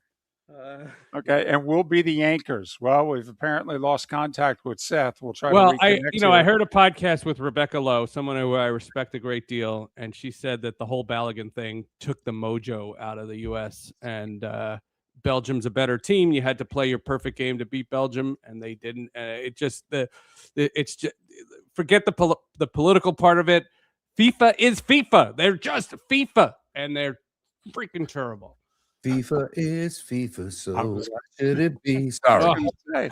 I mean, if you think about it, their idiotic strategy to put Mexico in a quarterfinal match in 8,000 feet of altitude and make England go in there Sunday night and have to go in there is ridiculous. And if you say, well, we're going to put Mexico, they're the host country, we're going to put them there. They play at altitude, and England had, or any team, had no time to acclimate to the altitude. That's a heroic effort. And I thought up until the Balogun thing, that was the biggest controversy going in, and England came around and survived. They also were going to move the game up because of weather, and they didn't. So they wound up having a weather delay. And again, Rebecca Lowe, somebody I respect, said that could have been England's best victory ever. It could have been. And we'll see what happens, because I think England's going to the finals. Oh, well, I picked them to win, so that would be great for me. And, just pound my chest. Well, Spain plays France in a semi, so England gets the better draw. They can beat Argentina. Well, hell, they've nearly lost their last two matches. But I'll say this about England, who haven't come through in the clutch. Boy, their last two wins, down 1-0 with about 15 minutes to go. Yeah. And then obviously the Mexico win. That's about as much guts as an English soccer team has shown, since they last won it. Correct. And, it's funny because I've gotten to know that England team because of the FIFA video game. And so I learned, Jude Bellingham plays in Germany. So even though he's an English star, you don't really know him. And Harry Kane left Tottenham. He was on Arsenal's biggest rival, and he left to go play for Real Madrid. And so you don't see these guys. And it's kind of weird. It's almost like the NFC West is in a different league and you never play the AFC East. It'd be weird if you never saw those teams. And unless you watch the Bundesliga, I don't watch Borussia Dortmund unless it's the Champions League. So it's one of those things where the England team is kind of hodgepodge, where they come in from all over the world and you don't know all their players. You don't know their real capability. And they have 4 Arsenal guys. I will say that is, to me, one of the more interesting things, because Harry Kane plays in the German league. He plays for Bayern Munich is who he plays for. So could you imagine? Right. Because the Premier League is the best league. It's the best soccer league in the world. There's no arguing that. It doesn't mean that Bayern Munich's not a great club. It's not debatable. Correct. It doesn't mean that Barcelona, because they've won the tournament. I mean, so it's the other teams around Europe they have great teams. I get it. Okay.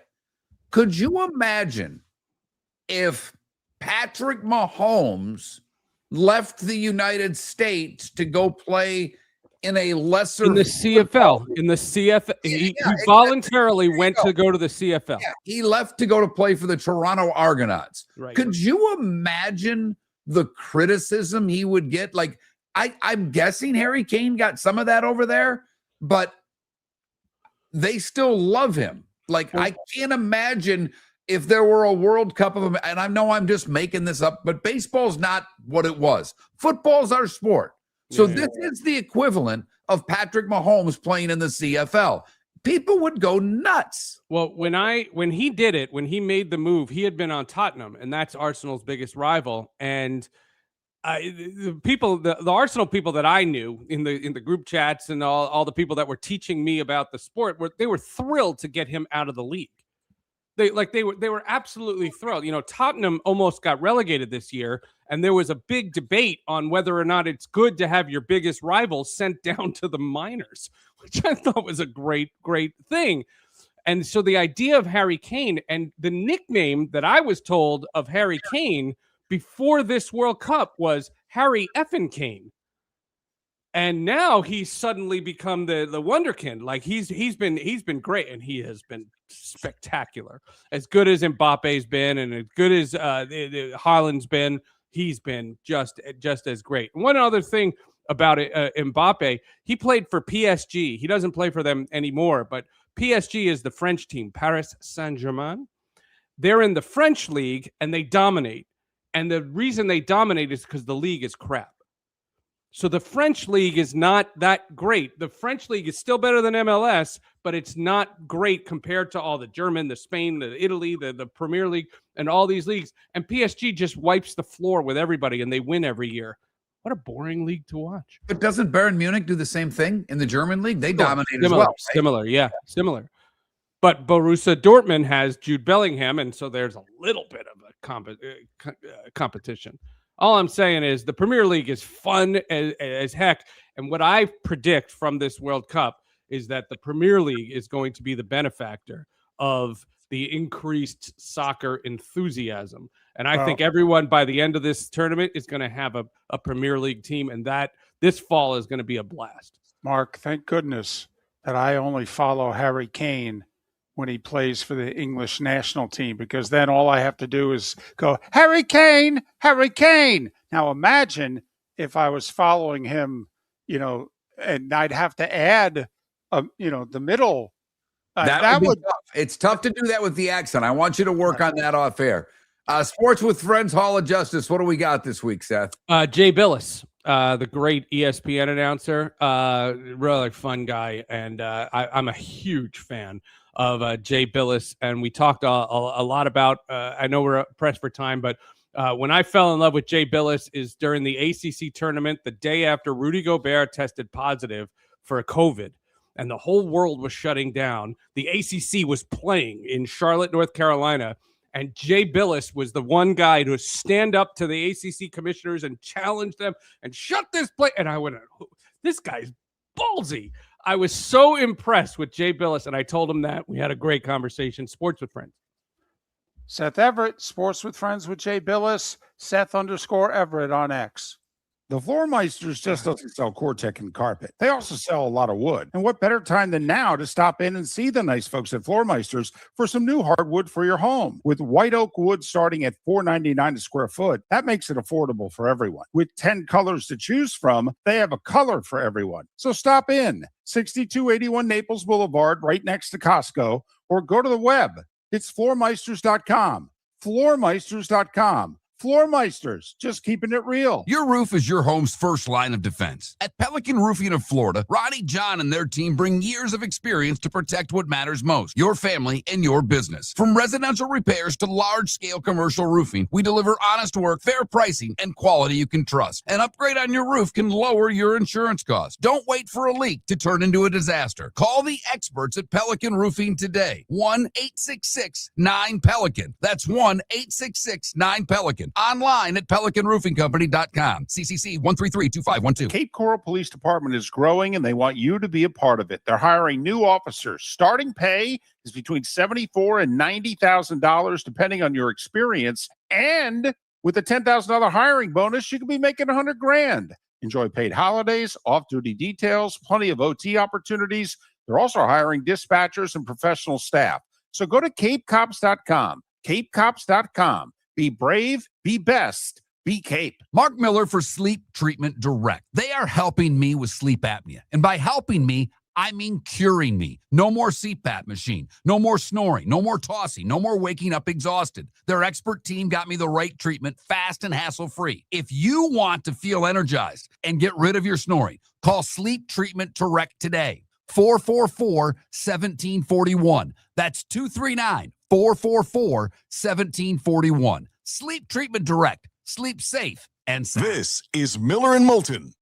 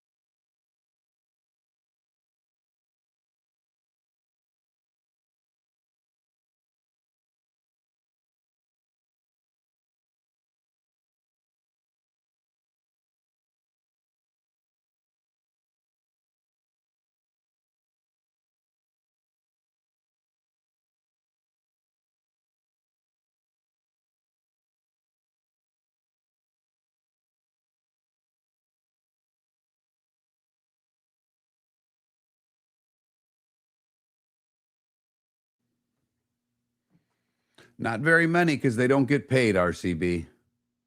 He's doing it at the end of his career, and he got paid an astronomical sum of money to do so. He basically got a part of the Apple TV deal. They broke all their salary cap rules to get him in the league. Now, would they do that for other big players? Perhaps. But you got to remember, he's at the end of his run. That would be a player leaving. I mean, literally, that would be a player leaving the National Hockey League to play in the Southern Professional League. Not even the ECHL, a level below that. You have to understand just how bad the MLS is.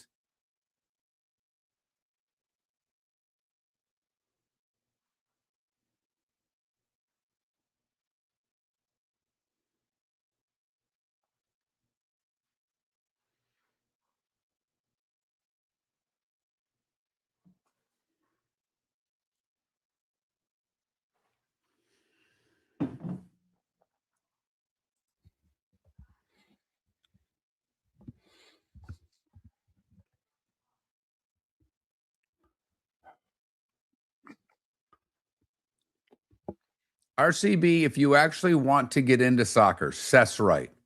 Find a team that a guy that you've liked in this tournament, and watch the Premier Leagues on Saturday morning.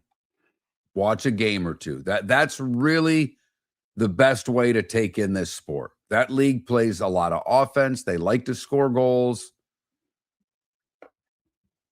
You don't get 0-0 games in that league, hardly ever. You know, there's 4 or 5 pretty damn good teams if you want to pick a front runner. I have a front runner, but they sucked when I began liking them. And I only like them because of a boxer.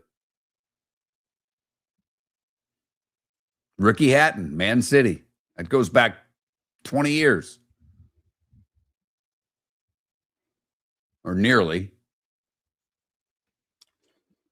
And they were bad then.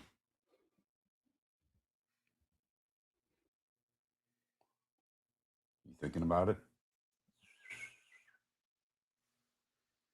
And they had that miracle season, right? Well, no, they got bought by a sheik, and now they're really good.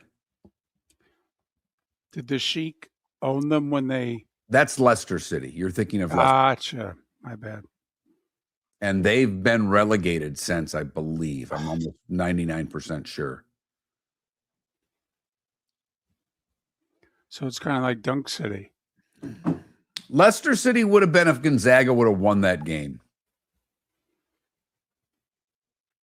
Or I mean, Butler would have won that game. That would have been Leicester City.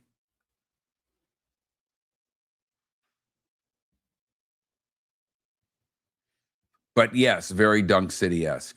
I think that's fair. Here today, gone forever.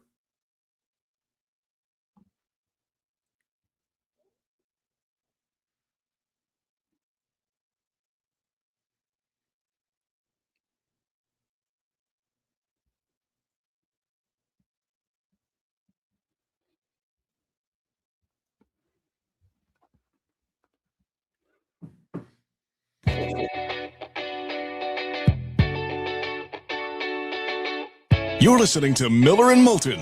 And now, here's Mark Miller and David Moulton. 21 minutes past the hour on this hump day. Thanks for being with us. Miller and Moulton, millerandmoulton.com, Miller_Moulton on X. Quite a few interesting topics of discussion today. One of our listeners threw out there, I'm okay with soccer being the fifth biggest sport in our country.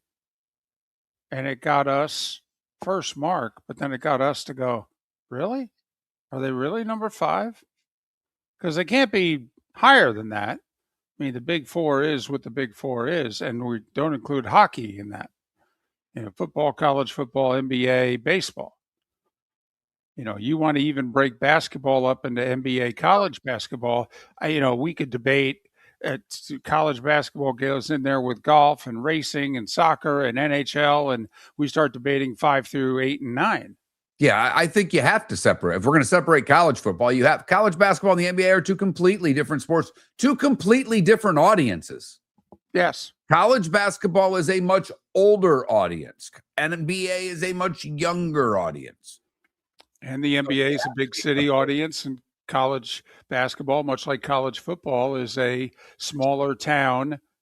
Okay. And, you could argue college basketball is more coast to coast than some of the other niche sports. I think it's more coast. I don't think it's as popular as college football, obviously, but it's more coast to coast because LA, UCLA's down, but they're not bad, but they love their hoop there. The Northeast, we watched how the Northeast reacted to St. John's, and obviously Connecticut's been good here for a while. So absolutely. I mean, I think college basketball goes in with hockey, golf, NASCAR. So, to me, that's 5 through 8, and soccer's probably 9.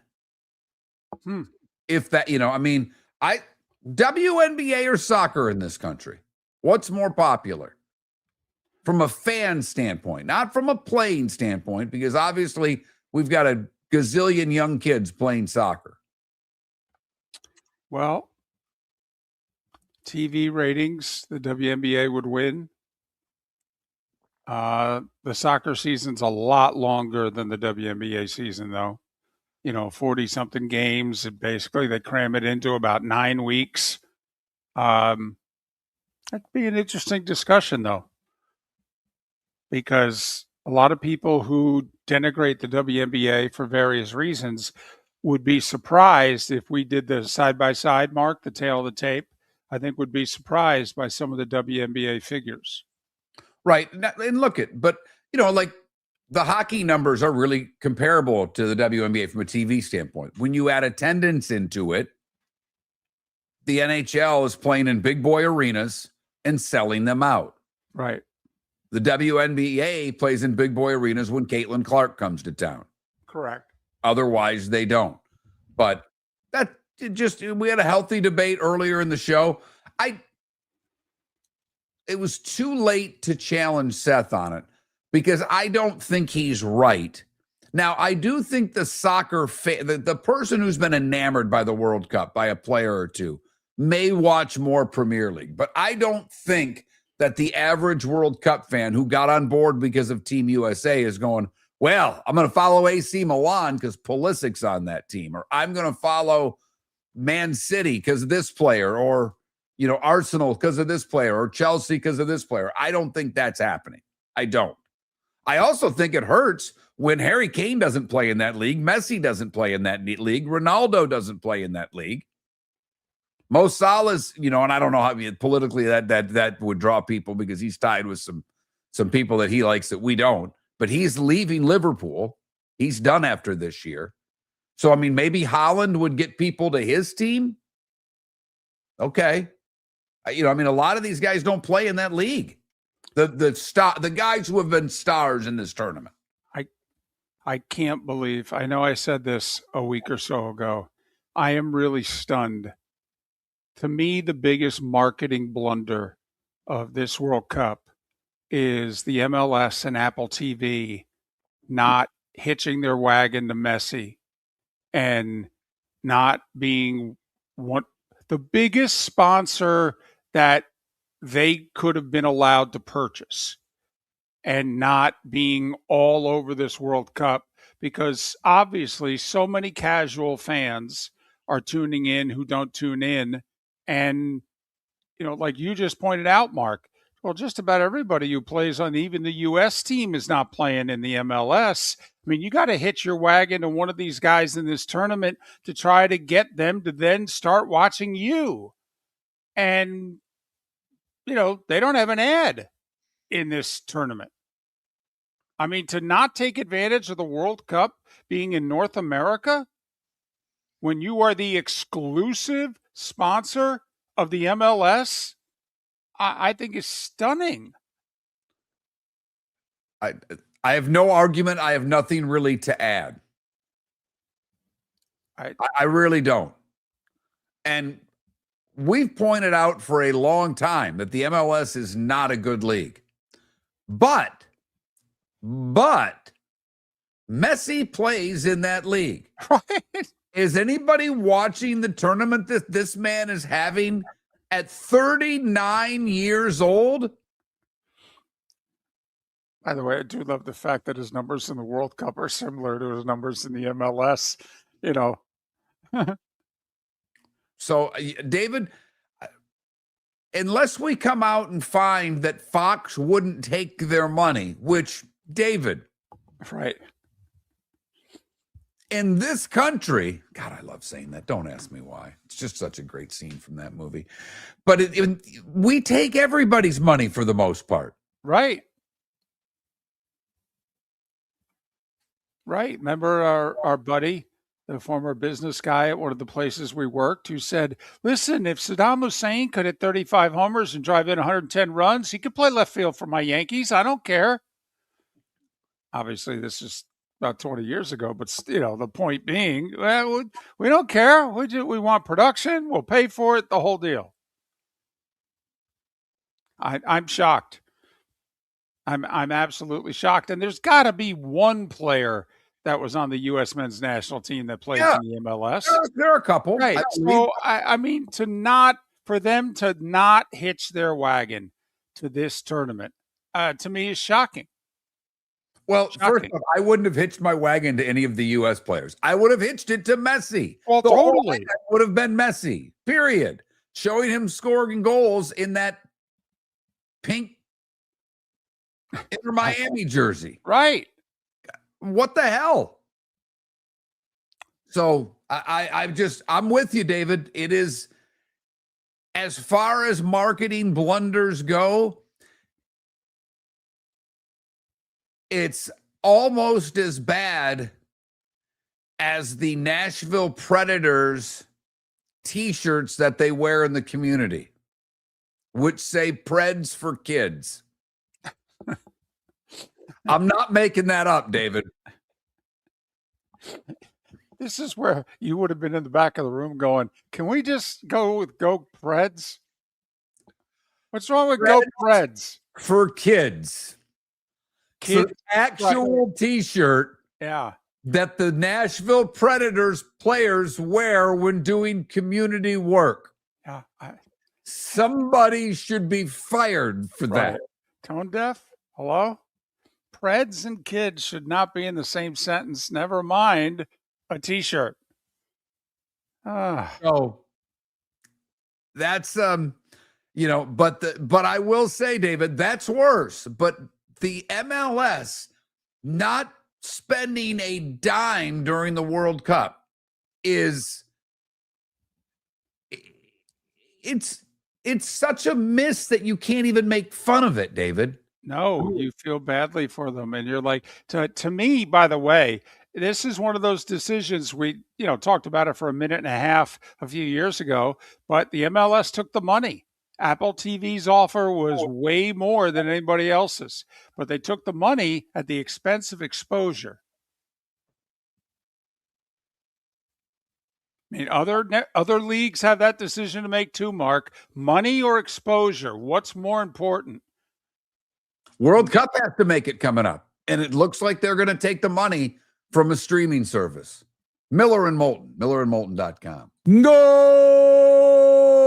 This summer, there's only one place to experience the roar of the World Cup at the British Open Pub in Bonita Springs, your World Cup headquarters, where the team is bringing every match live, full sound on every TV across the patio, with daily food and drink specials from the opening match on June 11th through the final on July 19th. Catch the electric atmosphere for every England and USA match and all the matches in between at the British Open Pub, Bonita Springs, at the shops of Pelican Landing, where the World Cup comes alive. Your roof is your home's first line of defense. At Pelican Roofing of Florida, Ronnie John and their team bring years of experience to protect what matters most, your family and your business. From residential repairs to large-scale commercial roofing, we deliver honest work, fair pricing, and quality you can trust. An upgrade on your roof can lower your insurance costs. Don't wait for a leak to turn into a disaster. Call the experts at Pelican Roofing today. 1-866-9-PELICAN. That's 1-866-9-PELICAN. Online at pelicanroofingcompany.com. CCC 1332512. Mark Miller for Sleep Treatment Direct. They are helping me with sleep apnea. And by helping me,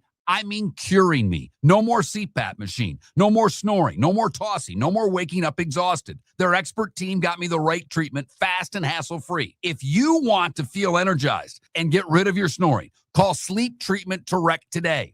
444-1741. That's 239-444-1741. Sleep Treatment Direct. Sleep safe and The sound. Floormeisters just doesn't sell Cortec and carpet. They also sell a lot of wood. And what better time than now to stop in and see the nice folks at Floormeisters for some new hardwood for your home. With white oak wood starting at $4.99 a square foot, that makes it affordable for everyone. With 10 colors to choose from, they have a color for everyone. So stop in, 6281 Naples Boulevard, right next to Costco, or go to the web. It's floormeisters.com. Floormeisters.com. Floormeisters, just keeping it real. This is Miller and Moulton.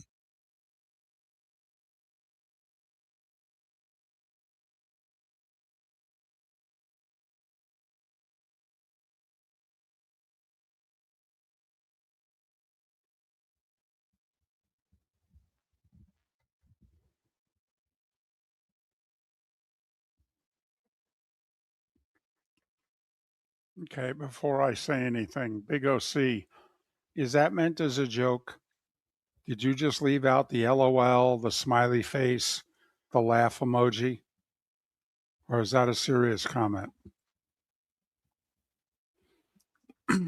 I took it as a serious comment.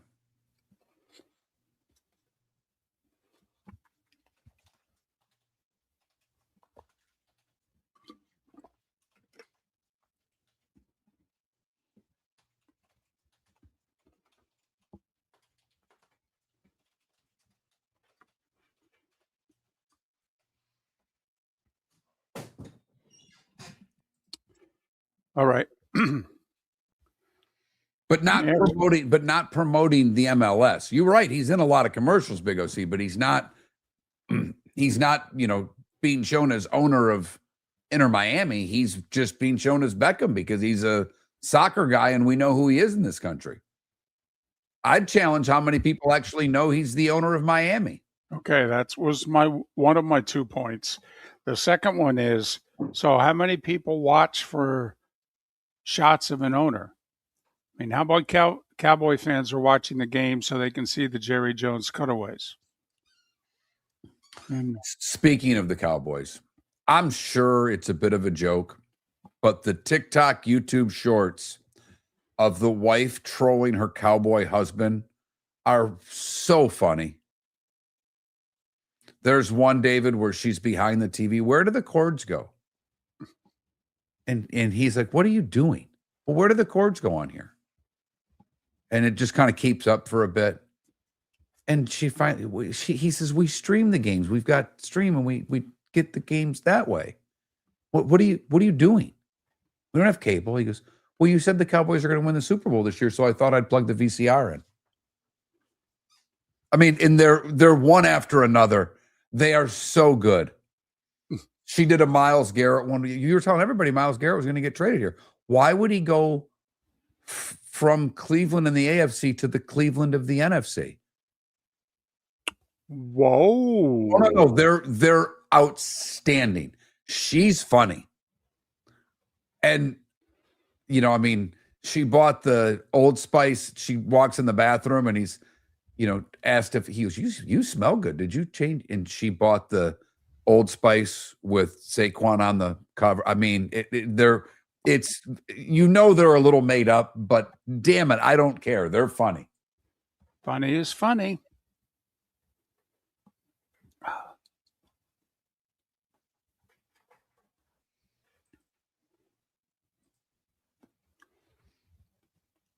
He gets very angry, Deadstroke. He doesn't get mad. He just gets the disappointed. I got again. He'll be like, "Where's the camera? I know you're doing it," and she'll have the camera hidden. What do you mean? It's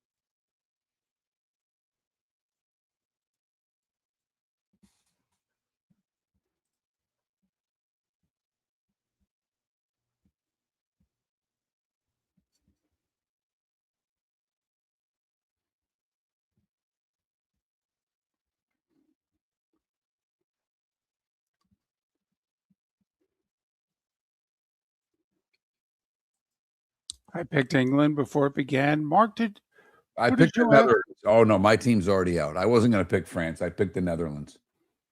Right. Mark's on the anyone but France. You're listening to Miller and Moulton. And now, here's Mark Miller and David Moulton. 22 minutes till the top of the hour. Miller and Moulton, millerandmoulton.com, Miller_Moulton on X. Pat Kerwin to join us tomorrow on Miller and Moulton. Hey, speaking of football, we haven't talked about this. Now, during my 2 weeks away from the show, you may have. But how about all this Aaron Donald going to unretire talk and join Myles Garrett on the Rams? We did bring it up. We talked about it with Pat. And the point, that Pat made there, I think I hit mute before I cleared my throat. At least I hope so. The point that Pat made that I think is the one that you have to remember is if this does happen, he said, one, Aaron Donald had all of the players out there last year to go through his workout. And the young guys couldn't do the workout that Aaron Donald's still doing. So he thinks it'll take an hour and a half for Aaron Donald to be in shape, as if he's ever been out of shape. And I actually listened to Pat and his co-host, Jacob Hester, talk about it. Jacob Hester's a workout freak. He's a weight room. Like, he didn't retire and go play golf. He retired and he goes to the weight room every day for 3 hours. He's one of those guys. And I thought Jacob Hester made a great point. He says, workout guys are workout guys. It's what we do. And Aaron Donald's a workout guy. So he's not out of shape from that. So football shape, of course. But the other thing that Pat said that makes the most sense to me is they're not looking for Aaron Donald to play 50 plays. If he comes back, they need him for 25 plays a game. So you're not asking him to come back and be a 3-down guy. He's coming in situations to get after the quarterback. So it makes it look, Sean McVay said he wants to come back. I'm listening. There's no one that, and you already have a pretty good defense there. I mean, this is the best defense that Myles Garrett's ever played with, and Cleveland was good defensively. This defense, I think, is better. So you added Aaron Donald there. I hope he does come back. That's good for football. There have been very few times, certainly in modern NFL, where teams have had two guys on their defensive front who are both double team guys. I mean, think about it. How many times was Aaron Donald singled up during his 9-10 years? How many times has Myles Garrett been singled up? You know, they may do it when they know they're going to run away from him. But on passing downs, I mean, come on.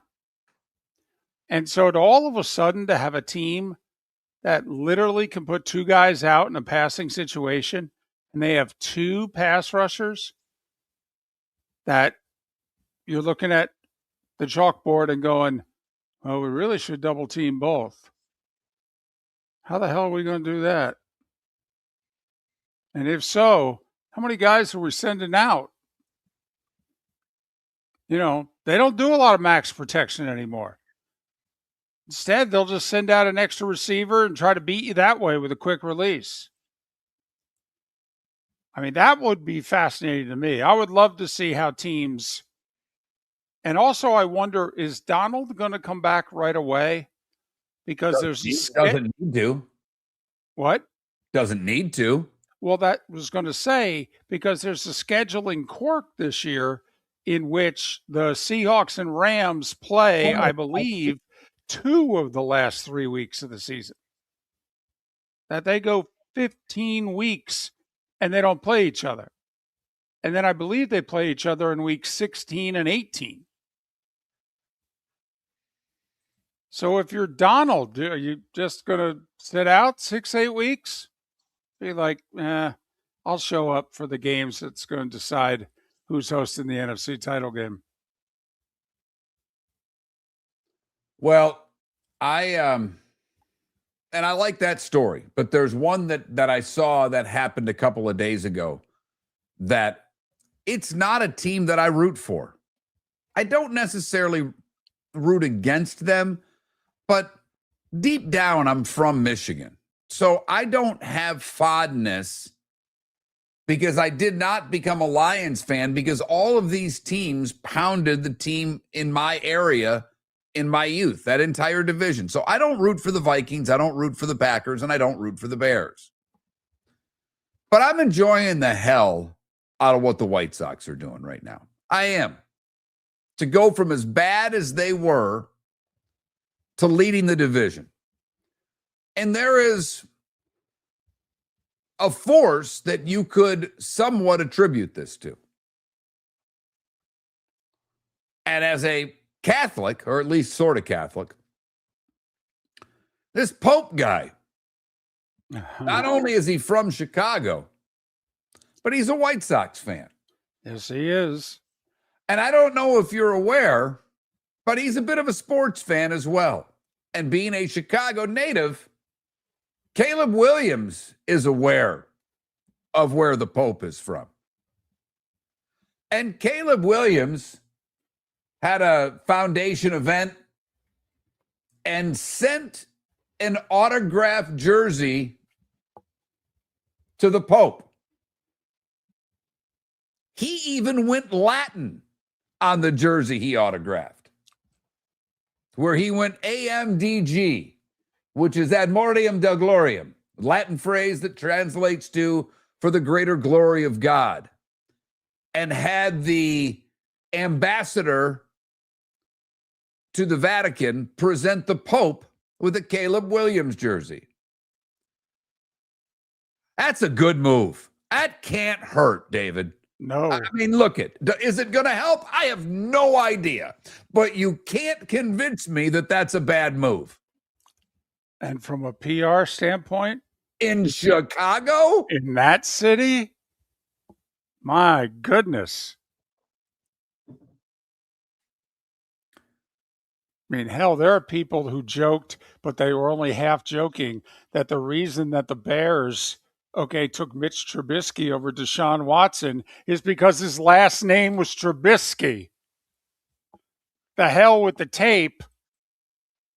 We're putting a Polish quarterback in Chicago. That's what we're doing. The guy will own the city if we're halfway decent. But Caleb, you know, he put money down on the city last year, if you know what I mean, David. Right? He signed the offer sheet with all of those come from behind victories. He endeared himself greatly to the Bears fan. But they're a picky bunch, particularly when it comes to the quarterback position. And they have every right to be. Sure. Every right. Because their quarterbacks have stunk now for 40 years, basically. Well, and they've had one-hit wonders too, where Yeah. Kyle Orton had his year, Rex Grossman had his year, Jim Miller had his year, Mitch Trubisky had his year. Cutler had resting you-know-what face for a couple of years. Right. Man, is he a soccer mom. But I got to give it up for Caleb going Pope. That's a good gift. As far as, I mentioned it on Monday after having people over on the 4th of July. A couple of people actually brought me some things. That was incredibly nice of them. It really was. It meant a lot. Good stuff. Nice little gifts. But you go Pope, you're jumping the line. Listen, I know it's, 90 games into the season. So what are we at? 60%, I think that is, of the season, something like that. But the White Sox are in first by a game. They're only a few games over 500.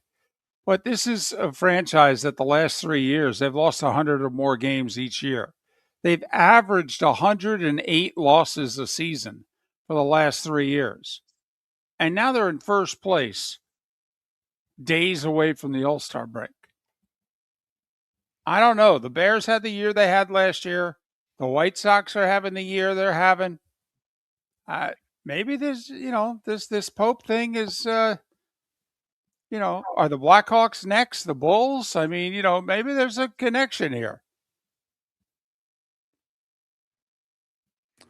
I will say for the White Sox, they're 2 series before the trade deadline. And look, they're not. I mean, I think they'll be buyers, if anything. And the Japanese player that was hitting all the home runs is starting his rehab assignment, so he'll be back. Right. But their last 2 series, because the American League is what the American League is. It's just, at best, it's average in spots. But they finish with 4 home against the Yankees, and they go to Tampa for 3 before the trade deadline. Okay. Now, that's a team where I would sign a piece of paper right now. Give me 3 and 4. I take it right now. Oh, yeah. Give me 3 and 4. Splitting with the Yankees and losing 2 or 3 at the Trop. Tampa. Right. Absolutely. I'd sign up for it right now. I'm terrified of 1 and 6. I'd sign up for 3 and 4 right now. So, just a little Chicago sports. You're pushing it with the Bulls and the Blackhawks. I know I am, but then again, the White Sox. No, if the White Sox can do Right. it, why can't the Blackhawks? Exactly. But there's part of me that wants to put money on the Bears to win the division right now. Now that the Pope's got a Caleb Williams jersey. They're another one. Like I say, it's important that the Jaguars back up last year with at least a winning season this year, preferably one that returns them to the playoffs. Same thing. Trubisky had his big year, and I don't think they won more than 8 games in his other 4 or 5 years. I mean, that's another one in which you're like, because what they end up winning last year, they win 10 or 11, the Bears. They won the division, right? I know, but the Vikings and Lions both finished with 9 wins. The Packers had the tie. I think the Bears, they didn't end up with more than 11. It was either 10 or 11. And I thought it was 10. All right. So, can't afford a whole lot of slippage. Think about it. They won 10 or 11 games with all those come from behind late wins. Late wins. Like Argentina in the World Cup yesterday. Wins. Right. And now a first place schedule. So that's 3 different games than the rest of their division gets now that there's 17. So they need to be better against the run. They were bottom quarter of the league last year against the run. Teams just walked up to the line of scrimmage and ran it down their throat. By the way, at Carolina to start the season and then 3 home games. Minnesota, Philadelphia, and the Jets. Boy, you want 3-1. Yeah. And you want one of the wins to be Minnesota because it's a division win. Right. So I agree with you because we've talked about it. The Bears have always moved the needle from a television standpoint. Oh my goodness. They are one of the teams. Yeah, the Cowboys, the Steelers, the Giants, obviously. But when the Bears have a pulse, it's a big deal to the networks. Whew. And now they're going to get all kinds of primetime games. That Philadelphia game, you'll be there. That's a Monday night game. Obviously, one of their Packers games in the 425 slot. They play a Thursday night game at home against the Patriots. They play another Monday night game in Seattle. They're scheduled for a Saturday night game in December against Buffalo. So they got a decent, and Tampa Bay, a Sunday night NBCer. So they've got their fair share of primetime games this year. That's 6. And they get they're going to get the 425 slot on Fox every chance Fox has to put them there. Oh, yeah. The Bears are damn near top 3 in ratings. And if Caleb if he can improve upon, and I don't mean coming from behind all the time, if he can be a better quarterback than he was last year, and I think he can, second year with Ben Johnson, I expect him to be better. If that happens, oh no, he can get the key to the city, David. And yet, with everything he did last year, he still didn't throw for 4,000 yards. They still haven't had a 4,000-yard quarterback. And he's got weapons now. I mean, they even drafted more guys. They had weapons to begin with. They drafted guys. I think the Bears are the team to beat in that division. I don't think Detroit got better. I don't think Green Bay got better. But now the Bears and he have to pull this off. And there's pressure that comes with being the quarterback for the Chicago Bears. And most haven't been able to live up to it. No! This summer, there's only one place to experience the roar of the World Cup at the British Open Pub in Bonita Springs, your World Cup headquarters, where the team is bringing every match live, full sound on every TV across the patio with daily food and drink specials from the opening match on June 11th through the final on July 19th. Catch the electric atmosphere for every England and USA match and all the matches in between at the British Open Pub, Bonita Springs, at the shops of Pelican Landing, where the World Cup comes alive. Floormeisters just doesn't sell Cortec and carpet. They also sell a lot of wood. And what better time than now to stop in and see the nice folks at Floormeisters for some new hardwood for your home. With white oak wood starting at $4.99 a square foot, that makes it affordable for everyone. With 10 colors to choose from, they have a color for everyone. So stop in, 6281 Naples Boulevard, right next to Costco, or go to the web. It's floormeisters.com.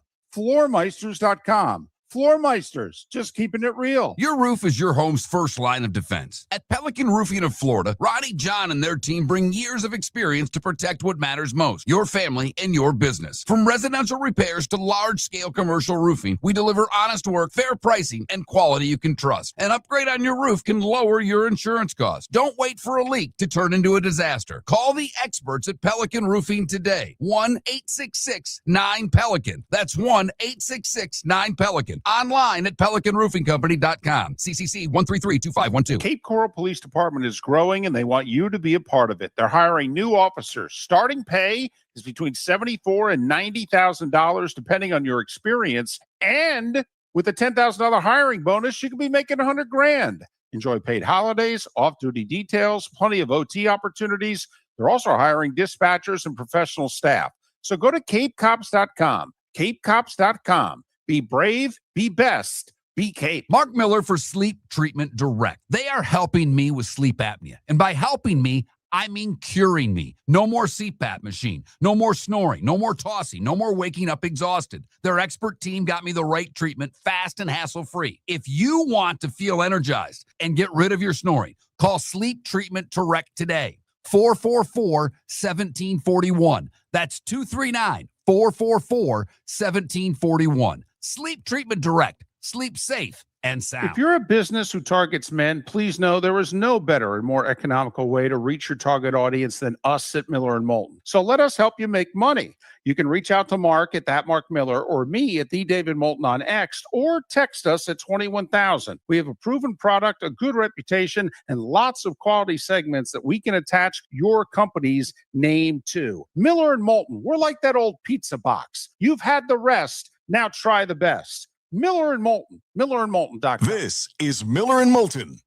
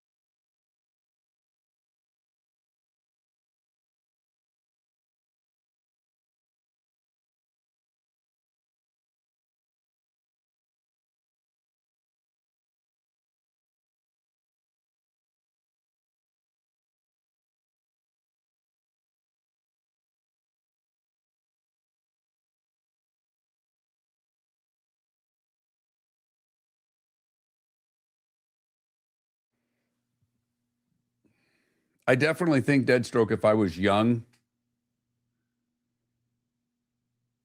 spend the same amount of commercials for 2 years, Tom.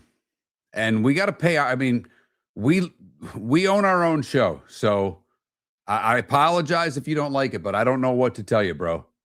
We've got to make money. We are not paid by the radio station. We own this show. We only survive on sponsors. The commercials have not changed in the last 4 years, 5 years. Since we went syndicated, they've been exactly the same. Exact same amount of time.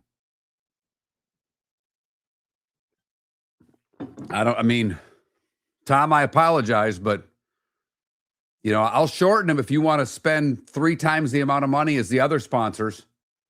I can drop a minute, but I'm going to need to, double our inventory, double our price. But we've literally, since we've gone syndicated, which 3 years, 4 years, it's been the exact same.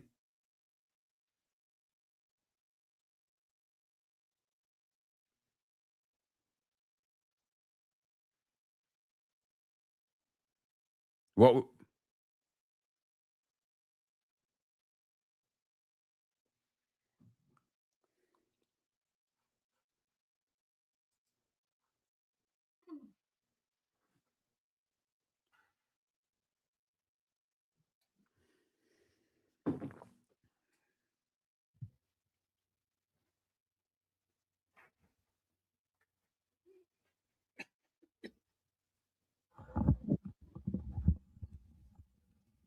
We have probably about a minute longer, Deadstroke. We probably have about a minute longer per hour, 2 minutes longer per hour than the average show. And that's because we have our inventory.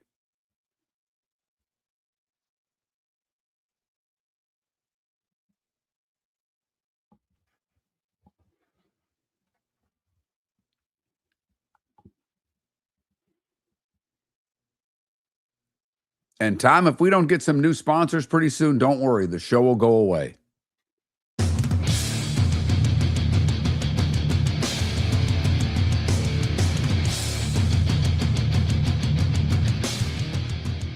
You're listening to Miller and Moulton, coming at you from the Floor Meister Studios. Floor Meisters, keeping it real.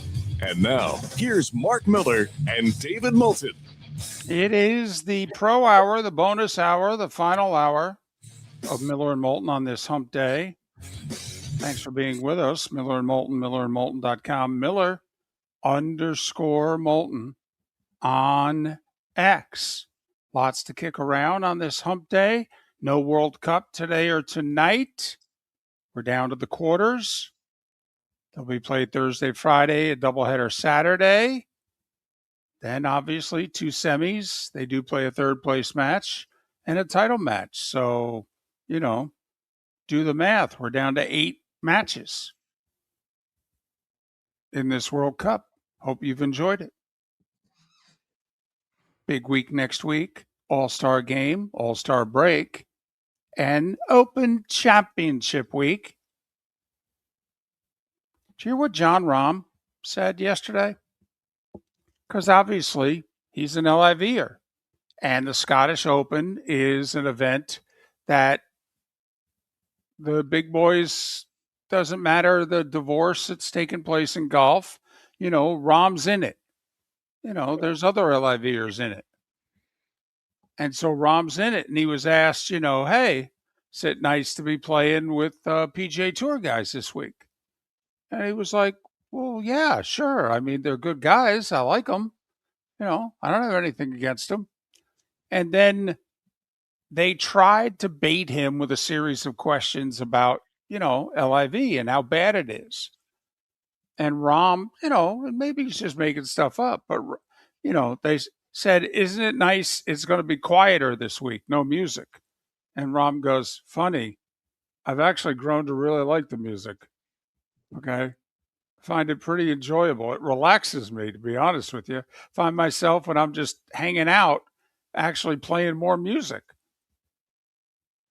But there's a rumor out there that John Rahm may try to save LIV at a much lower scale, obviously, than what it's been, but that he's made so much money off of it that he may be one of the sponsors that keeps it afloat. I hope he has someone talk to him about that, because the PIF people lost hundreds of millions, if not over billions of dollars, trying to sport wash the golf world.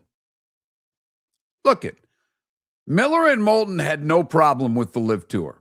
So I'm not saying, I'm not going to bash LIV Golf now, because trust us, we'd take a lot of money from a lot of sponsors. We would. We need it. Yeah, we could use a John Rahm. But the tour has been a money pit. They went and paid a bunch of guys. And if he thinks maybe he can help finance something that wouldn't cost as much because players are leaving in droves, every guy that seems to be getting an opportunity to leave has done so. Bryson doesn't matter as much because you might be able to keep Bryson because Bryson's making so much damn money on YouTube. He's fine. He's even talked about it. But from a business standpoint, to invest in LIV, John, save your money, dude. Like this would be stupid. This is dumber than putting your phone in someone's cart and saying, I'll get it on the back 9. Well, I agree with you. I think, there's no chance of any sort of profitability. And I know that when you're a sponsor, you're trying to market yourself and advertise yourself. I think the best thing John Rahm could do to market himself and advertise himself would be to play on a tour that people are paying attention to.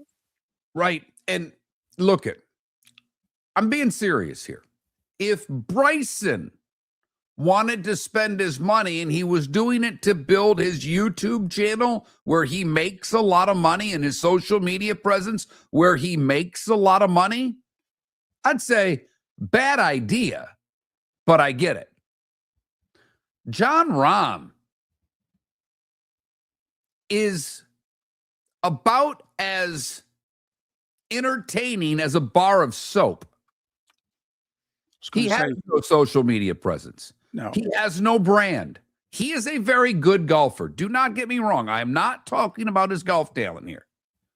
But you like John Rahm a lot. David, I wouldn't pay a dime to go watch John Rahm. Like if John Rahm was doing a event in my backyard, I wouldn't pay to go. As a member of the media, I'd go interview him if allowed.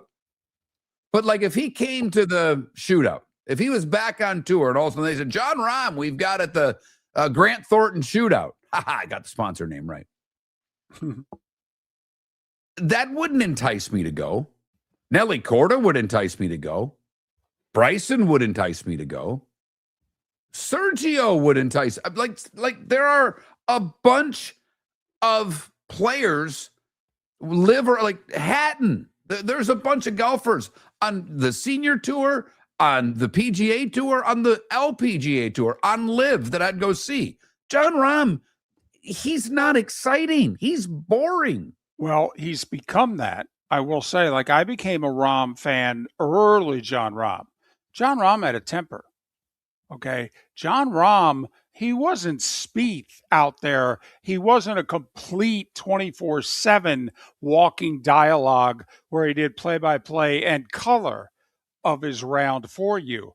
But John Rahm was somebody that you made sure you had a pretty good audio guy following that group because John was going to curse, John was going to slam some clubs, and John was going to let you know how the round was going.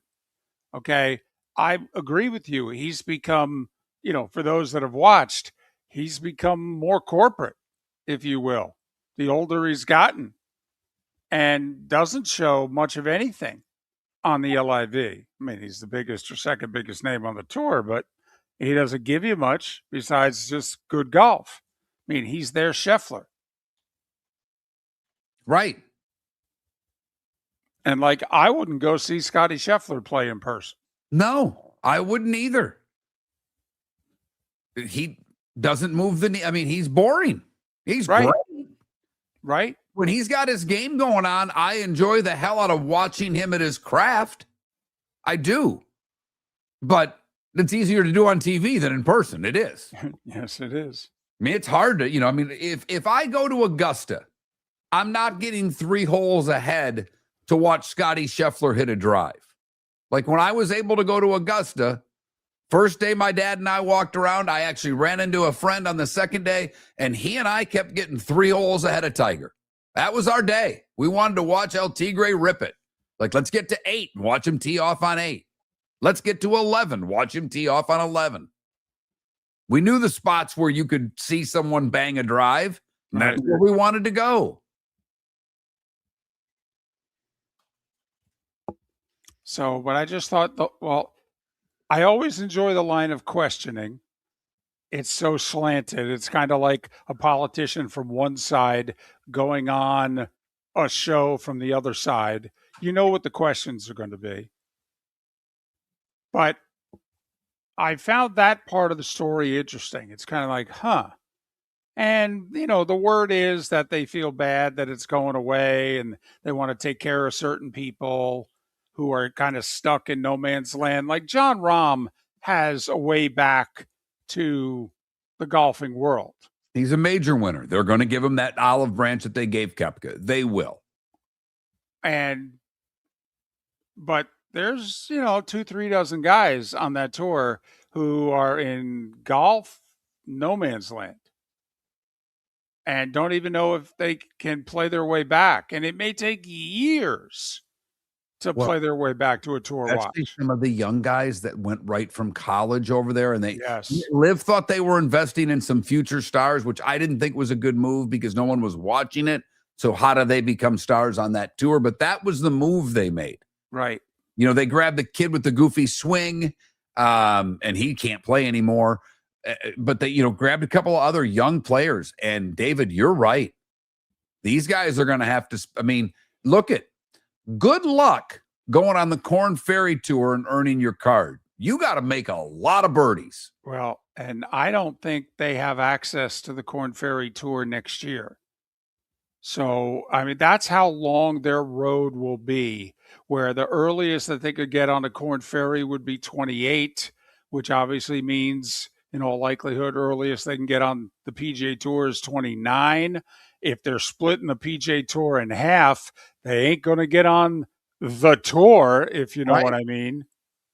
So then what? They're going to be on the Challenger Series Tour in 29? Well, that's why I wonder, can a guy like Hatton next year on the DP World Tour do enough before this new thing starts to get some status? It'll be fascinating. Because I want Terrell Hatton on the PGA Tour. I like him. He's a fun watch. He's also a guy who seemingly is on the first 2 pages of the leaderboard in the bigger tournaments. Right. By the way, so the British is next week across from the All-Star game? Yeah, the All-Star game's Tuesday. Yeah, and obviously. Right. Yeah, same week. Thank goodness. Why is that? So there's something to watch. I will say, with Caminero jumping in the home run derby, I'll now watch the home run derby. I will. Yeah, I forget who has that because the 4-letter network, I think, lost it. Is it an NBC thing? The home run derby? Yeah, I thought the Netflix, 4-letter. right? Oh, is it Netflix? I may Netflix for the home run derby or get someone's password. Well, so, that's the other thing. This new baseball deal. Now, this is short term. This is Manfred trying to fill as many holes as he can through 2028. And then he's trying to hit the NBA jackpot. Good luck. Yeah. You know what you need for that, Rob? You need the Dodgers and the Yankees in the World Series again. You really do. I know not everybody loves that, but you need it wouldn't hurt to have like a Phillies Dodgers NLCS and maybe a Houston Yankees NLCS. Yeah. That might help. Yeah. I may love that Milwaukee Brewers story. You know who doesn't? Rob Manfred. Right. Same thing with the Rays. Right. Because even though Tampa's a top 10 market now, they don't resonate outside of Tampa St. Pete to anyone. Yeah, he's okay with the Rays having home field against the Yankees in the division round, just as long as the Yankees win it. Miller and Moulton.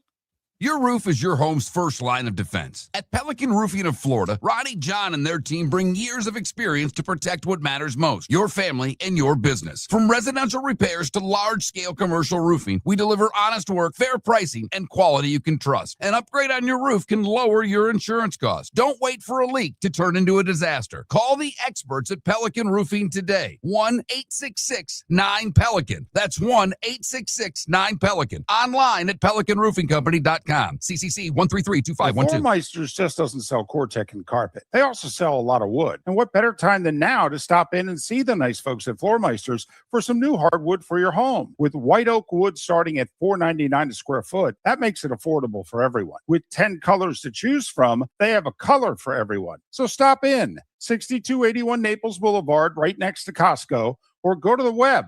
It's floormeisters.com. Floormeisters.com. Floormeisters, just keeping it real. Mark Miller for Sleep Treatment Direct. They are helping me with sleep apnea. And by helping me, I mean curing me. No more CPAP machine. No more snoring. No more tossing. No more waking up exhausted. Their expert team got me the right treatment, fast and hassle-free. If you want to feel energized and get rid of your snoring, call Sleep Treatment Direct today. 444-1741. That's 239-444-1741. Sleep Treatment Direct. Sleep safe and sound. No! This summer, there's only one place to experience the roar of the World Cup at the British Open Pub in Bonita Springs, your World Cup headquarters, where the team is bringing every match live, full sound on every TV across the patio, with daily food and drink specials from the opening match on June 11th through the final on July 19th. Catch the electric atmosphere for every England and USA match and all the matches in between at the British Open Pub, Bonita Springs, at the shops of Pelican Landing, where the World Cup comes alive. This is Miller and Moulton. Yes, it is RCB. And if the Rays can get this one, that would really be a dent to the Yanks. By the way, just for fun, I'm going to play the Chicago Bears schedule game. I'll give them a win at Minnesota, but I'll give them a loss at Carolina. I'm going to give them 2-2 off the first four. At Green Bay, 2-3. At Atlanta, 3-3. Home for New England, 4-3. At Seattle, 4-4. Home for Tampa, 5-4. Home for New Orleans, 6-4. At Detroit, 6-5. Home for Jacksonville, 7-5. At Miami, 8-5. At Buffalo, 8-6. Home for Green Bay, since I gave them a loss there, 9-6. Home for Detroit, 10-6. At Minnesota, 10-7. Is that enough to win the division? And there it is, your Chicago Bears schedule game that none of you asked for.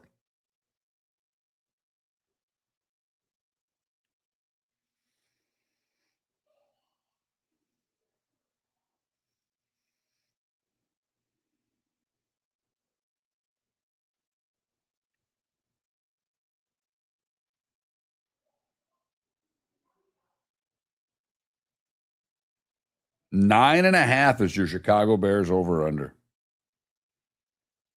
Detroit's 10.5, Green Bay 9.5, the Vikings 8.5.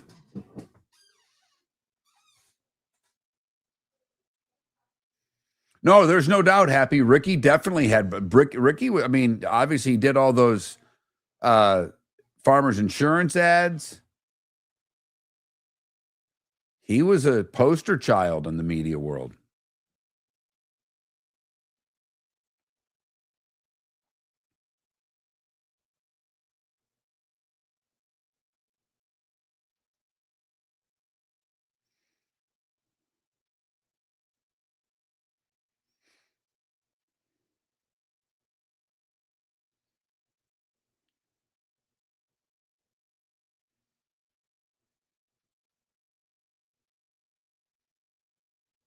I hear you. I went 10.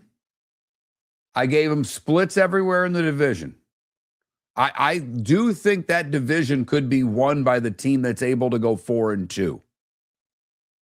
I mean, that's, and I don't, if Kyler Murray can play at all, they could surprise some teams. I think that's the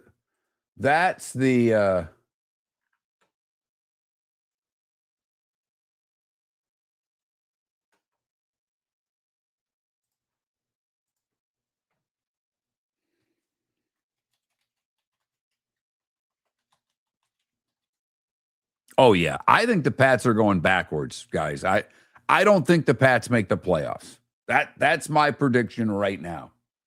That was a really easy schedule.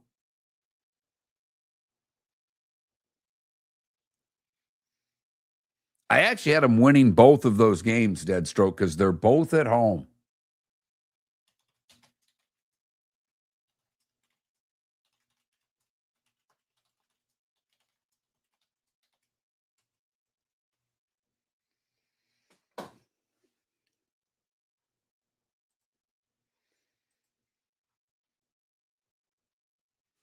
Well, Cowherd says a lot of things.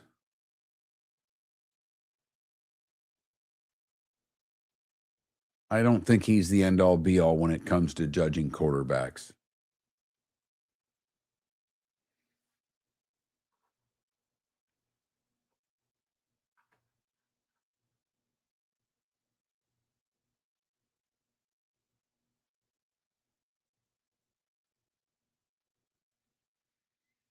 I don't think they're that bad. The defense is good, Happy. The defense is good, but I don't. I think when I did their schedule game, I had them at like 9 wins. That's the thing, Paper City. You're right. And if they go 3-1, they miss the playoffs for sure. And bad Miami teams have beaten good Patriot teams.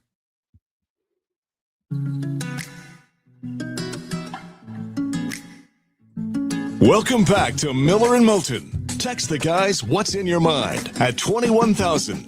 That's 21000. And now, here's David Moulton.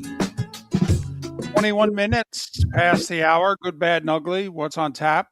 Today was the day when. Some final thoughts. All coming up in a little more than 15 minutes' time. You know, during the break, David, you were doing stuff, and I had some fun with our Twitch and YouTube audience and played the Chicago Bears schedule game. But we were going back and forth, a couple of the listeners and I, because they had difference of opinions. And one listener said, you know, the New England and Jags game kind of are the difference in their schedule. And I think that's a fair point. But they have them both at home. And so then I pulled up the Patriots schedule because I think the Patriots missed the playoffs. I do. I think they benefited from a very easy schedule last year. Historically easy, in fact. So can I just give you the Patriot road games this year? Ooh, is this like remember when we did the Giants road games and said, you know, ain't going to be favored in any of these. So you tell me how many times. We know they've got Miami and the Jets, so they'll be favored in 2 for sure without even looking. Right. At Seattle, they're not favored. No. At Jacksonville, at best, that's a pick 'em. That's week 3, by the way. At Buffalo, they're not favored. At Chicago on a Thursday night. Unless they're off to a great start, probably a small dog. Right. At Miami, they'll be favored. They play Detroit in a road game in Germany. So they do get the benefit of one of their road games not being at the team stadium. Right. At the Chargers. At Kansas City and the Jets. I mean, that is a difficult road schedule. And remember, we commented last year how easy the AFC East scheduling was. Well, obviously, Buffalo's schedule is going to be in the ballpark of that one. So, I mean, they get Pittsburgh at home. I don't think Pittsburgh will be as good as they've been, but that's still a good, an average NFL team. They get Green Bay at home. Green Bay is expected to be a playoff team. They get Minnesota, which, man, that's the team I can't. Right now, I am so confused with the Vikings, David. Vegas has their number at 8.5, and they have Denver at home for what it's worth. Yeah, they get the Raiders. They get their divisional games. So, I mean, but this ain't easy. No, not like last year. I mean, they get to 9. I think they've done something, and I'm not messing around. So I said it a long time ago. I will stick with it. The New England Patriots do not make the playoffs this year. It's pretty bold. That's pretty bold. Although there is that whole lose in the Super Bowl thing. It's happened more times than you believe to the team that has lost the Super Bowl. Okay. Hell, it was a streak for about 8 years, I think. 6-8 years that the loser of the Super Bowl didn't make the playoffs the following year.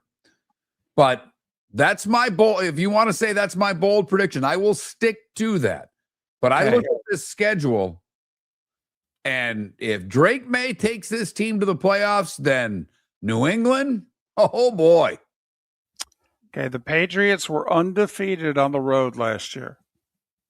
Undefeated. Hello. I believe only team in the league who could say that. Even Seattle was 8-1.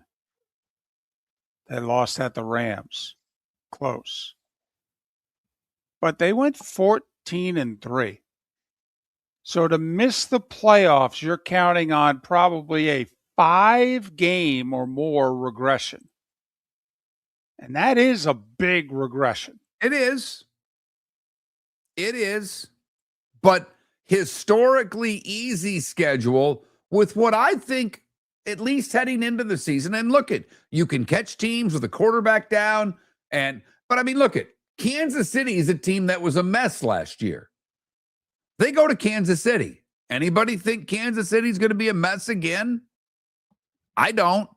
Right. They Don't went know if 6. they win the division, but put it this way, better shot of making the playoffs this year, David. The Kansas City Chiefs, the New England Patriots. I'd go Patriots. Ooh. Yeah. Okay. Division alone. Kansas City's got 2 games significantly harder than New England just in the division. But plus, once again, the Kansas City Chiefs seem to be playing Wheel of Fortune with their offensive line lately. And are they going to hit or are they going bankrupt? No, they are the Indianapolis Colts late in Manning's career. That much is true. You mentioned the Vikings, which I agree. I think they're the hardest team to make a prediction about, to make a bet about. Fortunately, the over-under number is 8.5. I would be inclined to bet the over. I mean, hell, last year's team went 9-8. I'm a believer in the coach. I would lean over, but we have no idea what we're getting from the quarterback position in Minnesota. None at all. If he is a top, if he's somewhere around 16th, then they could be a playoff team, David. Oh, I think they will be. I think they will be, even in that division. And remember, all 4 teams in that division finished above 500. I mean, the Lions finished last, I know. They went from worst to first. Because of the 3 games they get against other last place teams. Right. But Mark, the other team, I'm just going to throw this out there. Man, the Colts intrigued the hell out of me.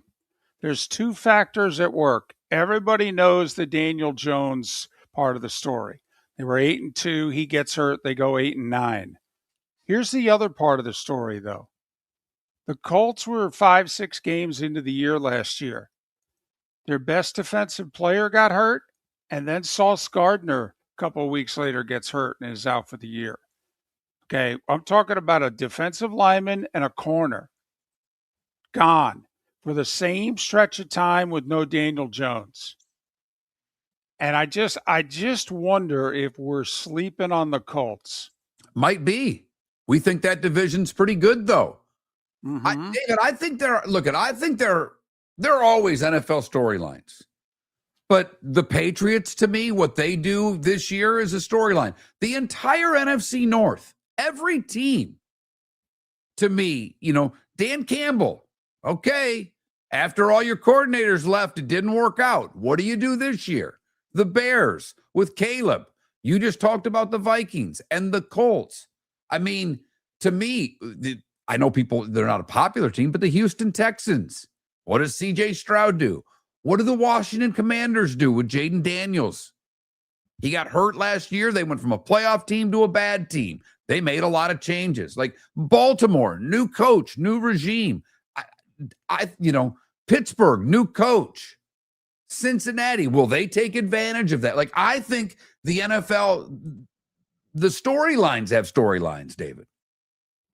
Well, and there's seemingly, 5 teams at most that we think are definitely going to be bad, that would be willing right now to say, yeah, they ain't winning 6 games. That'd be the Jets. That'd be the Dolphins. That'd be Arizona. Who else you willing to confidently? Cleveland? Who are you willing to? Okay, so there's 4 teams. The Raiders there too, David. Okay, there's your 5. 5 teams that you will confidently bet your money and say won't even win 6. Tennessee, they're going to be better, I But think they're going to be a lot better. okay, But the- still, may not get to 6. right. May You know, get a 6, but not any higher. If you I right. think the Giants are going to be a lot better. But with that road schedule, which I think is tougher than New England's.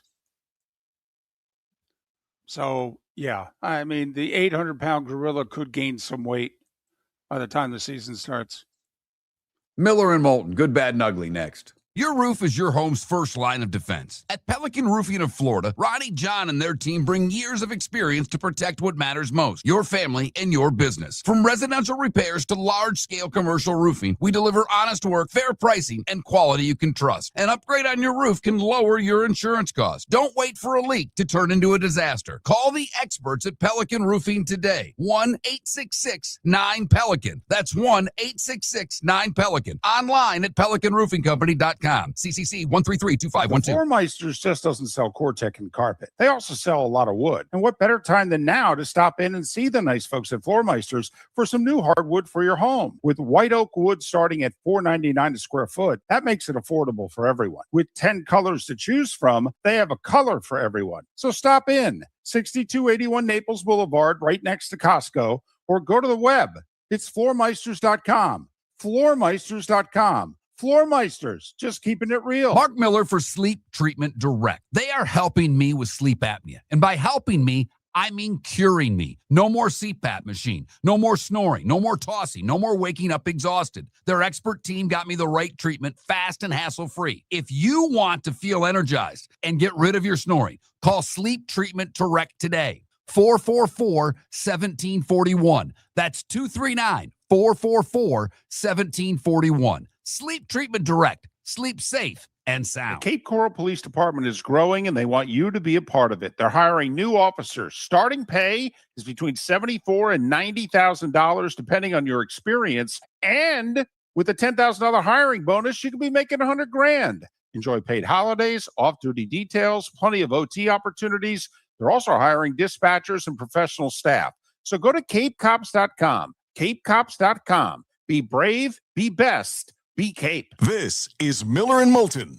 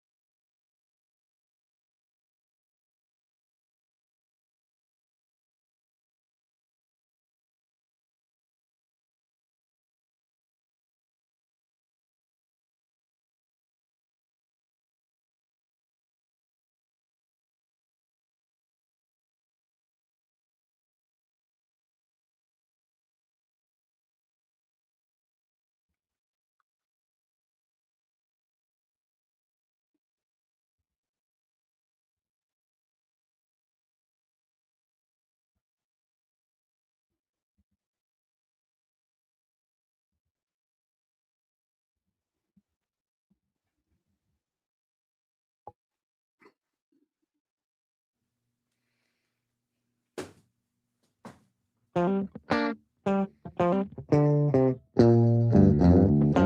listening to Miller and Moulton. And now, here's Mark Miller and David Moulton. 22 minutes till the top of the hour, and we're out of here. Bye-bye, so long, farewell. Pat Kerwin on the show tomorrow. Miller and Moulton, millerandmoulton.com, Miller_Moulton on X. That segment got me fired up. That 63 days is going to take a while now. Till the start of the NFL season, 9 weeks till tonight, Seahawks, Patriots. Yep. I have to admit, the Super Bowl rematch not doing anything for me. Not a damn thing. Because the game was bleh last year, and I don't know how good it'll be this year. But when I started talking about all of the storylines, I'm like, wow, I didn't mention Baltimore. And then I did, I mean, it's like, as you keep going, the division you follow because of your Giants, where's there not a storyline with any of those teams? Well, and I think the most interesting team is actually Dallas. I know a lot of people think it's the Giants. I think it's Dallas because I've seen anywhere from 6-11 to 11-6.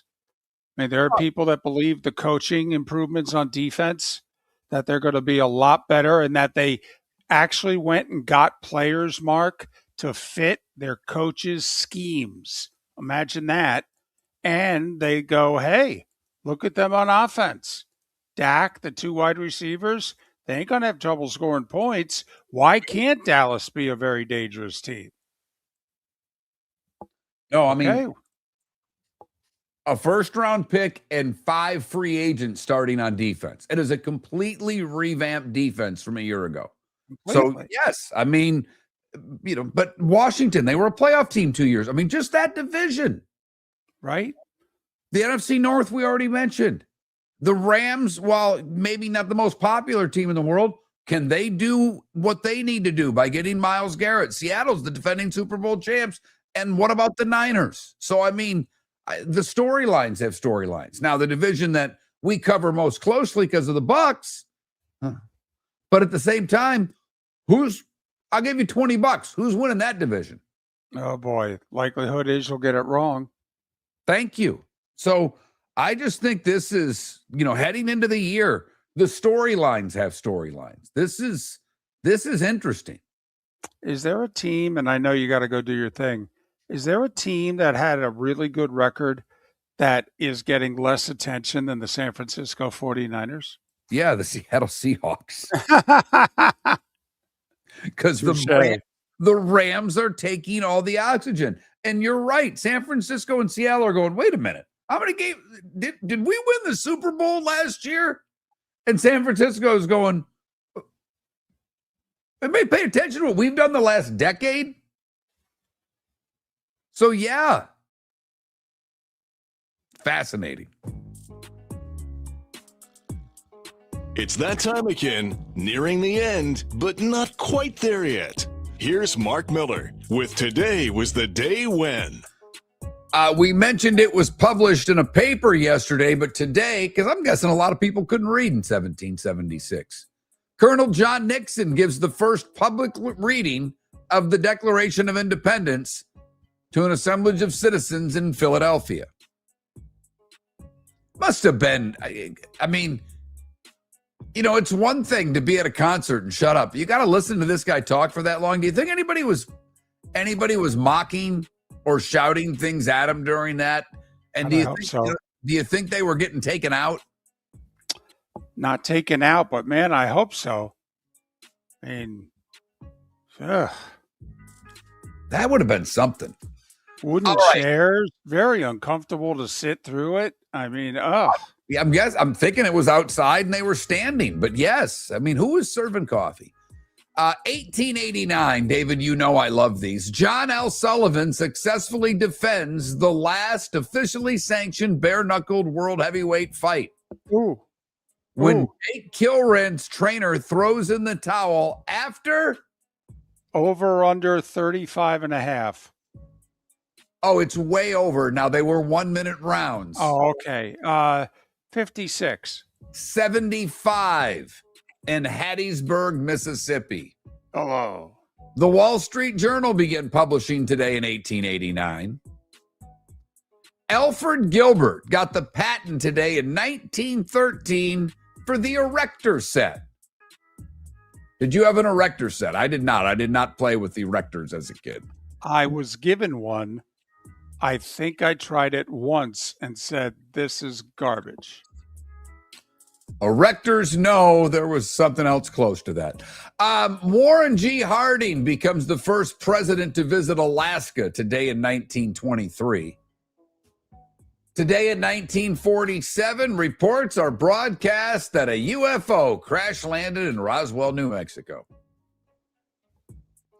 Today on WHBQ in Memphis, Dewey Phillips becomes the first DJ to play a Presley tune. He plays That's All Right Mama on the Red Hot and Blue show. The switchboard lights up, and it gives Elvis some early publicity. What was the show? Red Hot and Blue on WHBQ Memphis. Love it. I do too.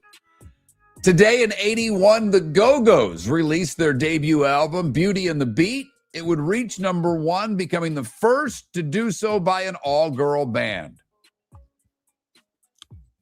Johnny Mack defends his crown at Wimbledon today, whooping up on Jimmy Connors in straight sets. So he won back-to-back Wimbledon finals in 83 and 84. He beat some guy, Chris Lewis, in 83, 2-2-2 in the final. He then in 84 beats Connors worse. He beats him like 1-1-2. Today in 88, the Miami Arena opens in Miami, Florida. That's gone. 96, the Spice Girls release Wannabe.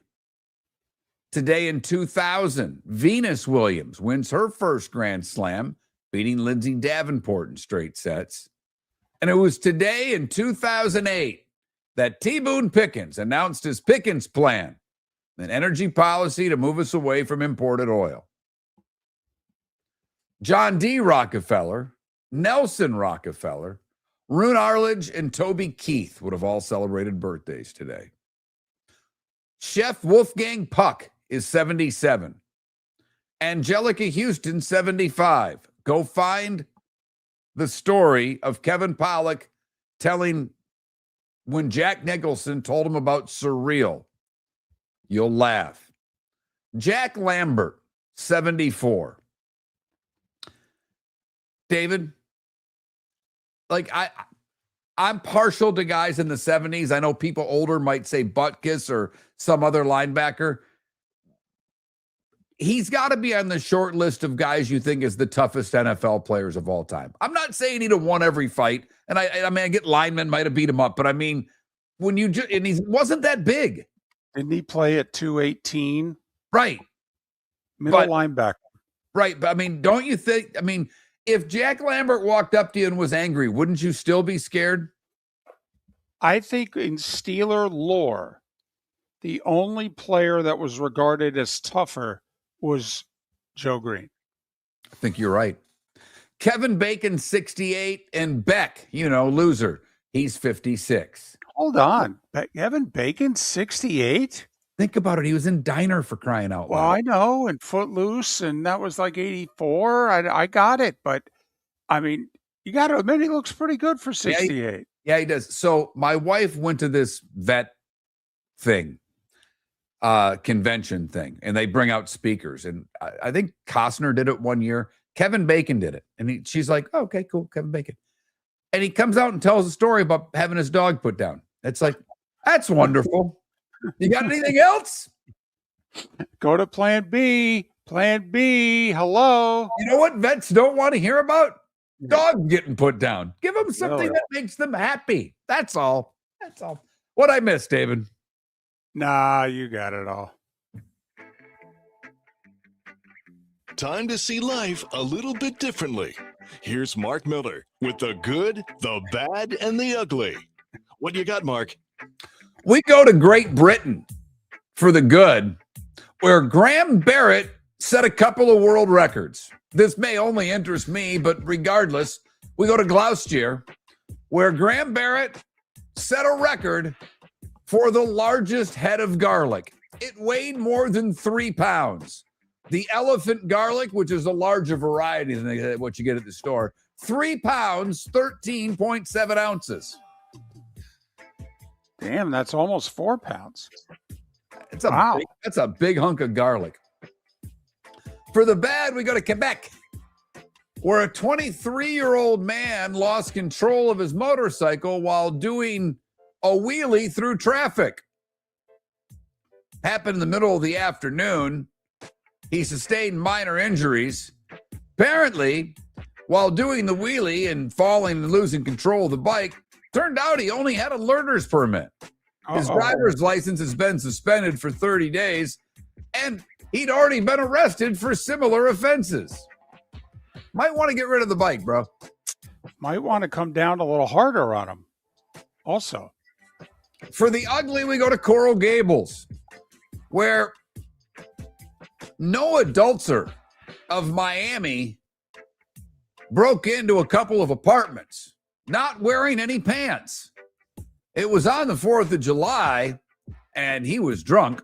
Actually, the 5th of July, because it was 2 a.m. He entered a woman's apartment while she was out.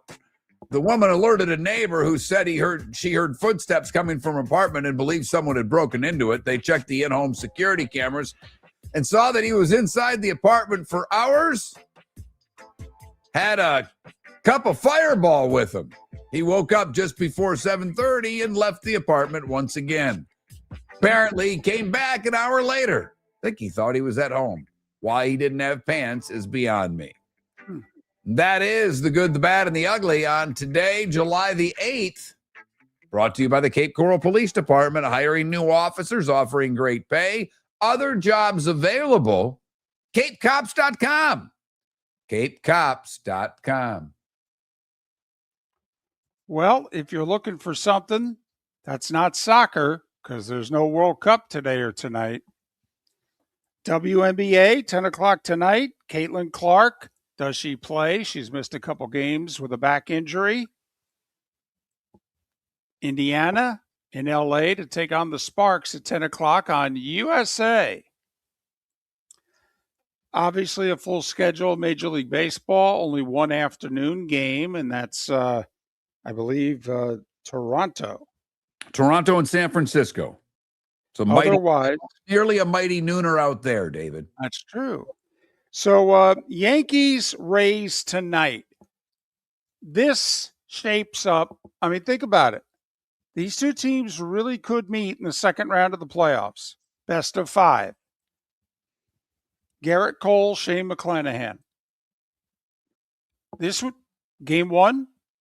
This your game 1 starters right now? Because you line, let's just say you can line your staffs up. Certainly, whoever wins the division can line their staff up because they won't play a first round series. You think McClanahan starts game 1 at home? I'm not sure, David. I'm not sure. I think they would want Cole to start game 1, but at this point, would you go Cole or Schittler? Would you go Reed if he comes back and he's throwing great? I mean, the Yankees, when their pitching's healthy, their 1, 2, 3's really good. Well, if I'm the Yankees, I'm going Cole, Fried, Schlittler, okay, because I'm also going righty, lefty, righty. But Cole and McClanahan tonight, you know, we talk about the difference between a 2-2, 3-1 series. Is tonight the difference, whoever wins? But this could be fun. This I think will have a playoff feel tonight. Yeah, I mean, I just don't know if you'd go Rasmussen or McClanahan. That's all. I don't know. I know. But I'm with you that this is a big one. I'd say it's slightly bigger for the Yankees, but to your point, Tampa wins tonight. They're thinking we get 3 or 4. We're up 6. Yeah, they're playing with house money tomorrow afternoon. Bingo. Tyler Phillips for the Marlins tonight. They've won 4 in a row. They've got a 2-game lead for the final wild card spot. Hell, they're only 3 behind the Braves. So, how about that? So Astros Nats, that series continues because the Nats do what they do and score a gazillion runs and give up just as many. Twins beat the Guardians last night. Okay, as they keep moving closer and closer. What are the Twins? 3 back and the Astros 2 back in their divisions, and they both were double-digit games under 500 a month ago. Red Sox, White Sox tonight as the Red Sox pounded them last night. White Sox looking to get back on the south side tonight. So that's a little bit of baseball for you. Pat Kerwin to talk the National Football League tomorrow. Miller and Moulton. Enjoy the rest of your Wednesday. The Cape Coral Police Department is growing, and they want you to be a part of it. They're hiring new officers. Starting pay is between $74,000 and $90,000, depending on your experience. And with a $10,000 hiring bonus, you could be making $100,000. Enjoy paid holidays, off-duty details, plenty of OT opportunities. They're also hiring dispatchers and professional staff. So go to capecops.com. Capecops.com. Be brave, be best. Be Cape. Mark Miller for Sleep Treatment Direct. They are helping me with sleep apnea. And by helping me, I mean curing me. No more CPAP machine. No more snoring. No more tossing. No more waking up exhausted. Their expert team got me the right treatment fast and hassle-free. If you want to feel energized and get rid of your snoring, call Sleep Treatment Direct today. 444-1741. That's 239-444-1741. Sleep Treatment Direct. Sleep safe and No! This summer, there's only one place to experience the roar of the World Cup at the British Open Pub in Bonita Springs, your World Cup headquarters, where the team is bringing every match live, full sound on every TV across the patio with daily food and drink specials from the opening match on June 11th through the final on July 19th. Catch the electric atmosphere for every England and USA match and all the matches in between at the British Open Pub, Bonita Springs, at the shops of Pelican Landing, where the World Cup comes alive. Floormeisters just doesn't sell Cortec and carpet. They also sell a lot of wood. And what better time than now to stop in and see the nice folks at Floormeisters for some new hardwood for your home. With white oak wood starting at $4.99 a square foot, that makes it affordable for everyone. With 10 colors to choose from, they have a color for everyone. So stop in, 6281 Naples Boulevard, right next to Costco, or go to the web. It's floormeisters.com. Floormeisters.com. Floormeisters, just keeping it real. Your roof is your home's first line of defense. At Pelican Roofing of Florida, Ronnie John and their team bring years of experience to protect what matters most, your family and your business. From residential repairs to large-scale commercial roofing, we deliver honest work, fair pricing, and quality you can trust. An upgrade on your roof can lower your insurance costs. Don't wait for a leak to turn into a disaster. Call the experts at Pelican Roofing today. 1-866-9-PELICAN. That's 1-866-9-PELICAN. Online at pelicanroofingcompany.com. CCC 1332512. If you're a business who targets men, please know there is no better and more economical way to reach your target audience than us at Miller and Moulton. So let us help you make money. You can reach out to Mark at that Mark Miller or me at the David Moulton on X, or text us at 21,000. We have a proven product, a good reputation, and lots of quality segments that we can attach your company's name to. Miller and Moulton, we're like that old pizza box. You've had the rest. Now try the best. Miller and Moulton, millerandmoulton.com. This is Miller and Moulton